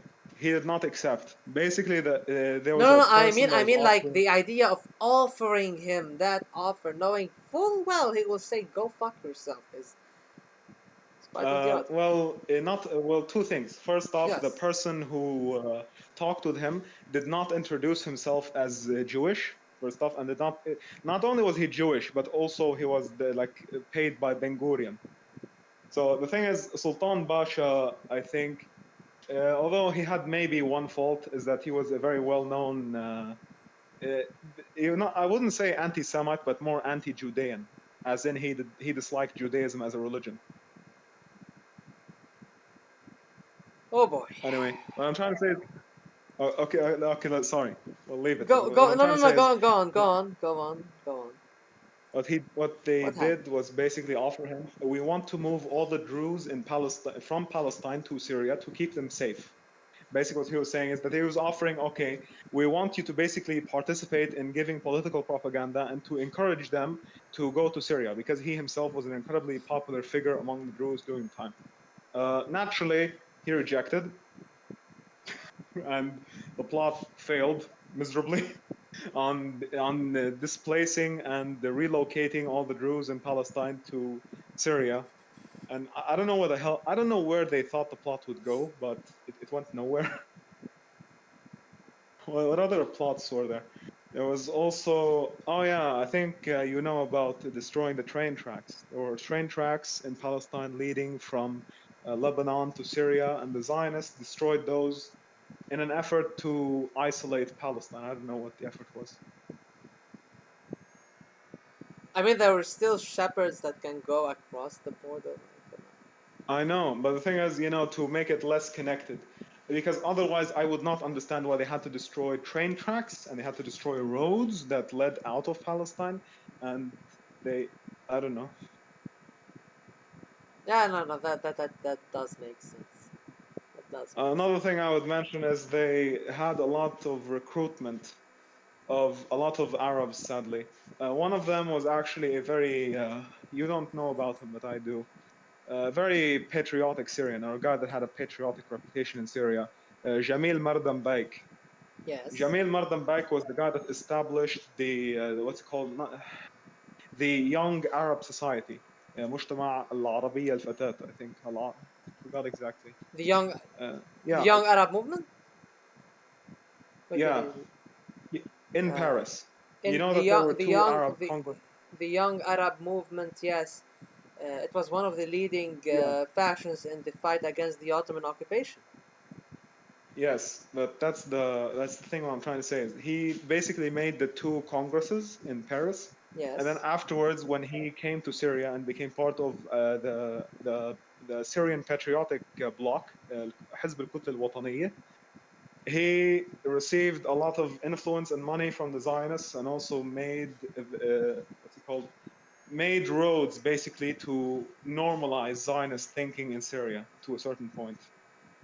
And I was incredibly disappointed when I learned this, Yes, that is disturbing as well. You know, this does because reinforce. he was not just a normal person. He was a person with a patriotic reputation, and to so openly collaborate with Zionists is very much incredibly disappointing. Some of the collaboration with Zionists I could excuse, like what I mentioned in the chat in the YouTube, Najib Mahfouz. I haven't been I've read what you said, but I didn't quite understand. The Egyptian writer, Yes, Najib Mahfouz, very the Egyptian writer. Yes. yes. Basically, and what he did, I can understand. What he basically did was that he was coming back from Europe or something, and he boarded a ship filled with Holocaust survivors. And basically, he saw how the Jews looked, and he felt very guilty and felt bad on them. Gave them money. He gave them some of his food. Like, obviously, this is normal. This is a human compassion. Yes. What happened, however, is that sadly, in Egypt, he came back and basically he said more. Let's just say good stuff about the Zionist movement in Palestine, and he thought that there was a just cause for actually establishing a Jewish state in Palestine. I can understand why he thought that, although I'm not sure if he rectified that or not, but he probably could have rectified that. Because the reason why he felt it is very natural. If I was in a ship with Holocaust survivors and I saw them and they were like very poor and destitute, I would feel bad for them as well. This is completely normal. Personally, That being said, I don't. I'd say we need to welcome them as our guests, but give them Oh yeah, no, give no. them a state. I don't feel that I know Arabs as our Arab heritage is that of welcoming Yeah. guests, but Yeah, like be I feel like I feel supportive. like I feel like this chat is becoming more depressing the more I talk. It is indeed. But anyway, this does reinforce the idea that for all my Arab viewers, especially my Arab viewers, when you see people openly talking about normalization, openly talking about insinuating normalization, or talking about things that could lead to normalization. Normalization is a war. The war of Yeah. normalization. It is a cultural, and it's a cultural war, a war where media is being used, the media is being used, where culture is being used, where education is being used. And it's one of these psychological wars that we need to be vigilant against. Normalization is not right. Normalizing with an enemy that is constantly bombing your own people. It's scummy behavior. It is very much scummy behavior, and I do invite you all to banish the thought and to openly talk against normalization. I can't believe that we need to do this, but nowadays it seems that that there is a lobby for normalization, and we need to speak against that lobby in the Arab world. We need to make the Yes. effort against it. I'm not talking. We need to fight. We need to fight against the idea of peace. If there is to be peace, the Israelis would be the first to offer. But no, they do not, as we've established before, and as I have linked in the description to this stream and the one before, Israel does not seek peace. It wants an Arab surrender and for its will to be done. That is not peace. That's not how peace is made. And I've talked enough, and my throat has hurt enough shouting Well, about this. I'm here talking okay, go about drink some water. normalization. That's all right. That's okay. All right, Usually, let's usually talk in about. the usually in these streams, my throat hurts for a day after. But I really do not care. Oh, I really do not. Children are being slaughtered outside. I don't care about my voice. Allah معك يا أخي.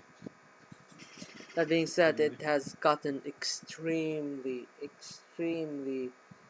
okay. late I on guess my I'll end, and try. I believe we've talked about most of the things that we have to talk about. Any last thoughts, my friend? Uh, I could say, for example, what I was talking about actually strangely segues very well into talks about normalization, actually. I'm surprised. So I could maybe end it with talk about normalization. Of course. I'm pretty sure you know Adil Imam. Yes. In one of the what's happening, I saw on one of the television series, a lot of Egyptians till this day are trying to understand how could we, as Egyptians, for example, accept peace with Israel to begin with. Like, because what happens in the TV show, he was a guy that was like, a proud like soldier, and he fought himself against the Israelis back in the day. And then he, normalization, and he went to Tel Aviv.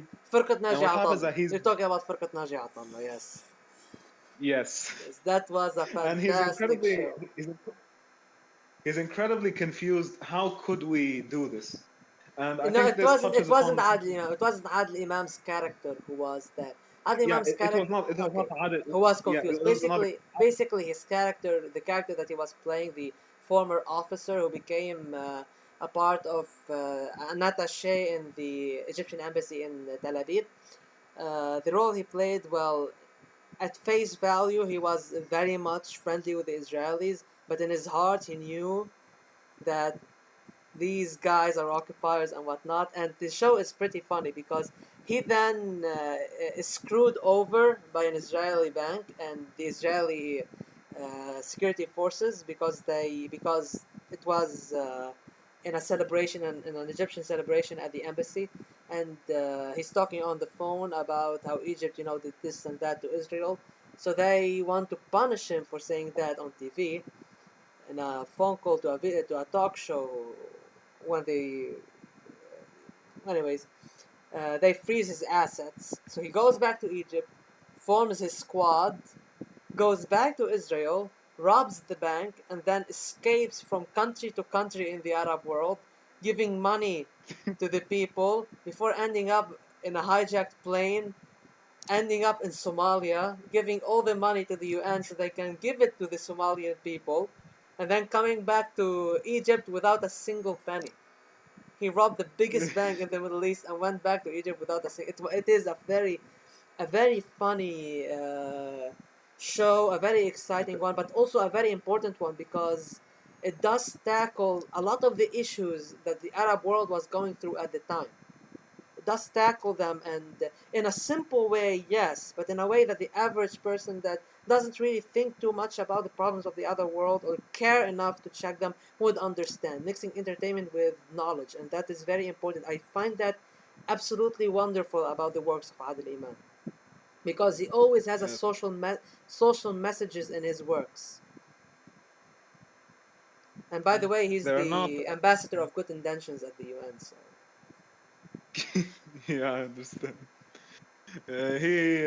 His works are definitely not as.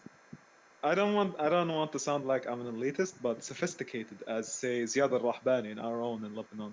But that's a different story. Adil it's more of Iman, although the main problem I have with him, yeah, I think the I think that's more of everyone with his style. But go on. What was the main problem? the main problem I have is mostly the way he talked with the officer. Basically, he was like, okay, now it's like a war of civilization. It's not a war fought with guns and war. Not a war like with guns or with soldiers or with boots on the ground. And the problem I have is that he did not properly address the criticism that the officer had that a lot of Egyptians have, which is how could we accept, for example, not just obviously most Egyptians see what's happening to their Palestinian brothers, but also Egypt, and I'm not sure if you mentioned this, the Red Sea massacre, Majzarat Bahr al-Baqar, where basically during the war of attrition, where Israel targeted a kindergarten that was on Egyptian soil, and they bombed it, and then afterwards, and they till this day, they still have not apologized for it. And obviously, Israel never in a million years is going to give any reparations or any recompensation to Egypt. So, but not even apologizing there I think is very scummy. by the way, the officer there was I think was the cultural attaché in the embassy. Yes, and his name was Abdel Yeah. Nasser. Funny enough. Yeah. That was the irony of the show. That being said, I think and I mean, I'm not giving excuses, but I think the Egyptian psyche in that manner is that they won the war and they made peace. They won war and peace, and now it's a war of civilization, and they need to prove themselves to be a better country than Israel. And the Arabs are better than Israelis in terms of civilization. Which is it is one way to look at it. Like what is done is done. Now we have to do what we can do. Okay, that is one way to look at it. Not the Yes. best way to look at it. Well, there's another look to say that how can we even accept being at this position where what is done and this is the only thing that we can do? Why not roll back time? Why not go back into confrontation? Why not reclaim the dignity that we threw away a couple decades ago? That is the other view in the Egyptian psyche. That's how I feel it is. And I think Yeah. that both positions are valid. Both positions are valid because you cannot really change state policy because the people in the state, they remain there forever and they're fucking corrupt and they're fucking Zionists. They're collaborators. So what you can do is try whatever you can and go through it. But if you can change things, you should change things. I think both are acceptable positions depending on the conditions that are put in. Yeah. Although one side is clearly more conciliatory than the other. But I agree with you in a way. Although this more taps into the Egyptian psyche. Another thing I would like to mention is how Egypt, like one person, or I think it is actually himself, Muhammad Hassanain Haikal, who himself said Arab nationalism during the time of Abdel Nasser benefited Egypt. It became not only. I remember, for example, like the main dictionaries of Arabic back in the day. Most of them were in the Levant. What happens that towards the 1940s and 30s and 40s, what happened is that there was a lot more like emphasis on the Arabic language, like being taught in Egypt. and not only that, but more emphasis on Egypt as the center of the Arab world. Meanwhile, before that, there was either no center or it was more towards the Levant.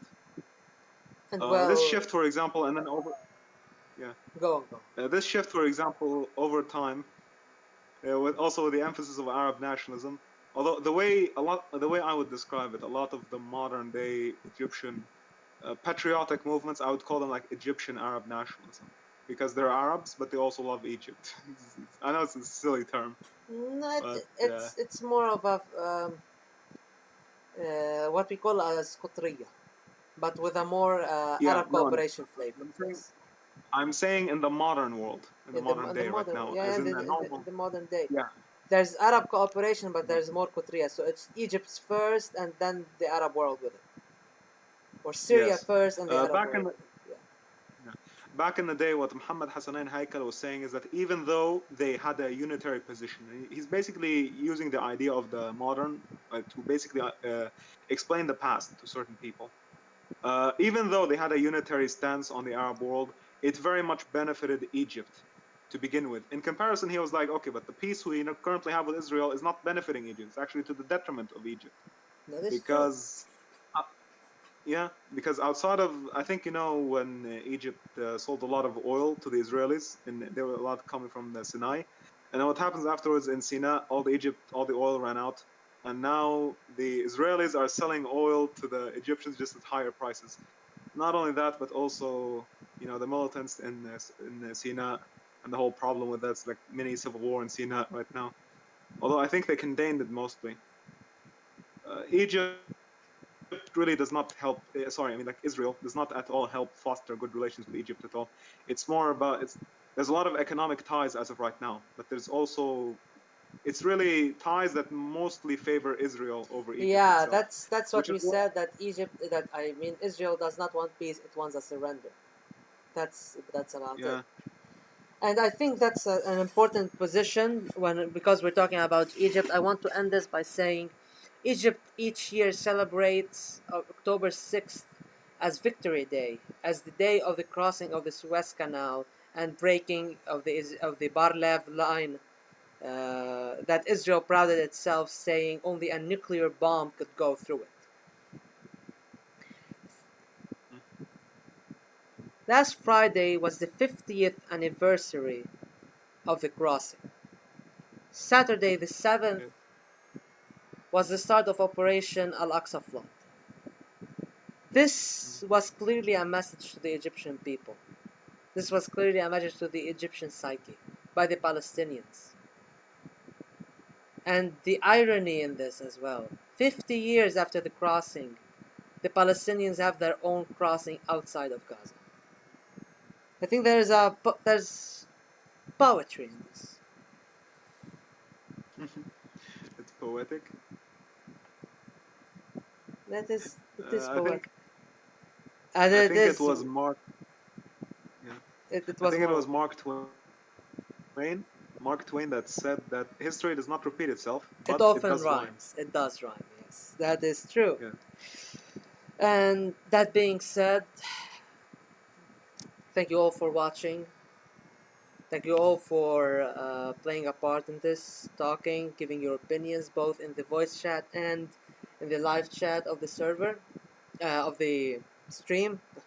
Excuse me, it's pretty much late over here.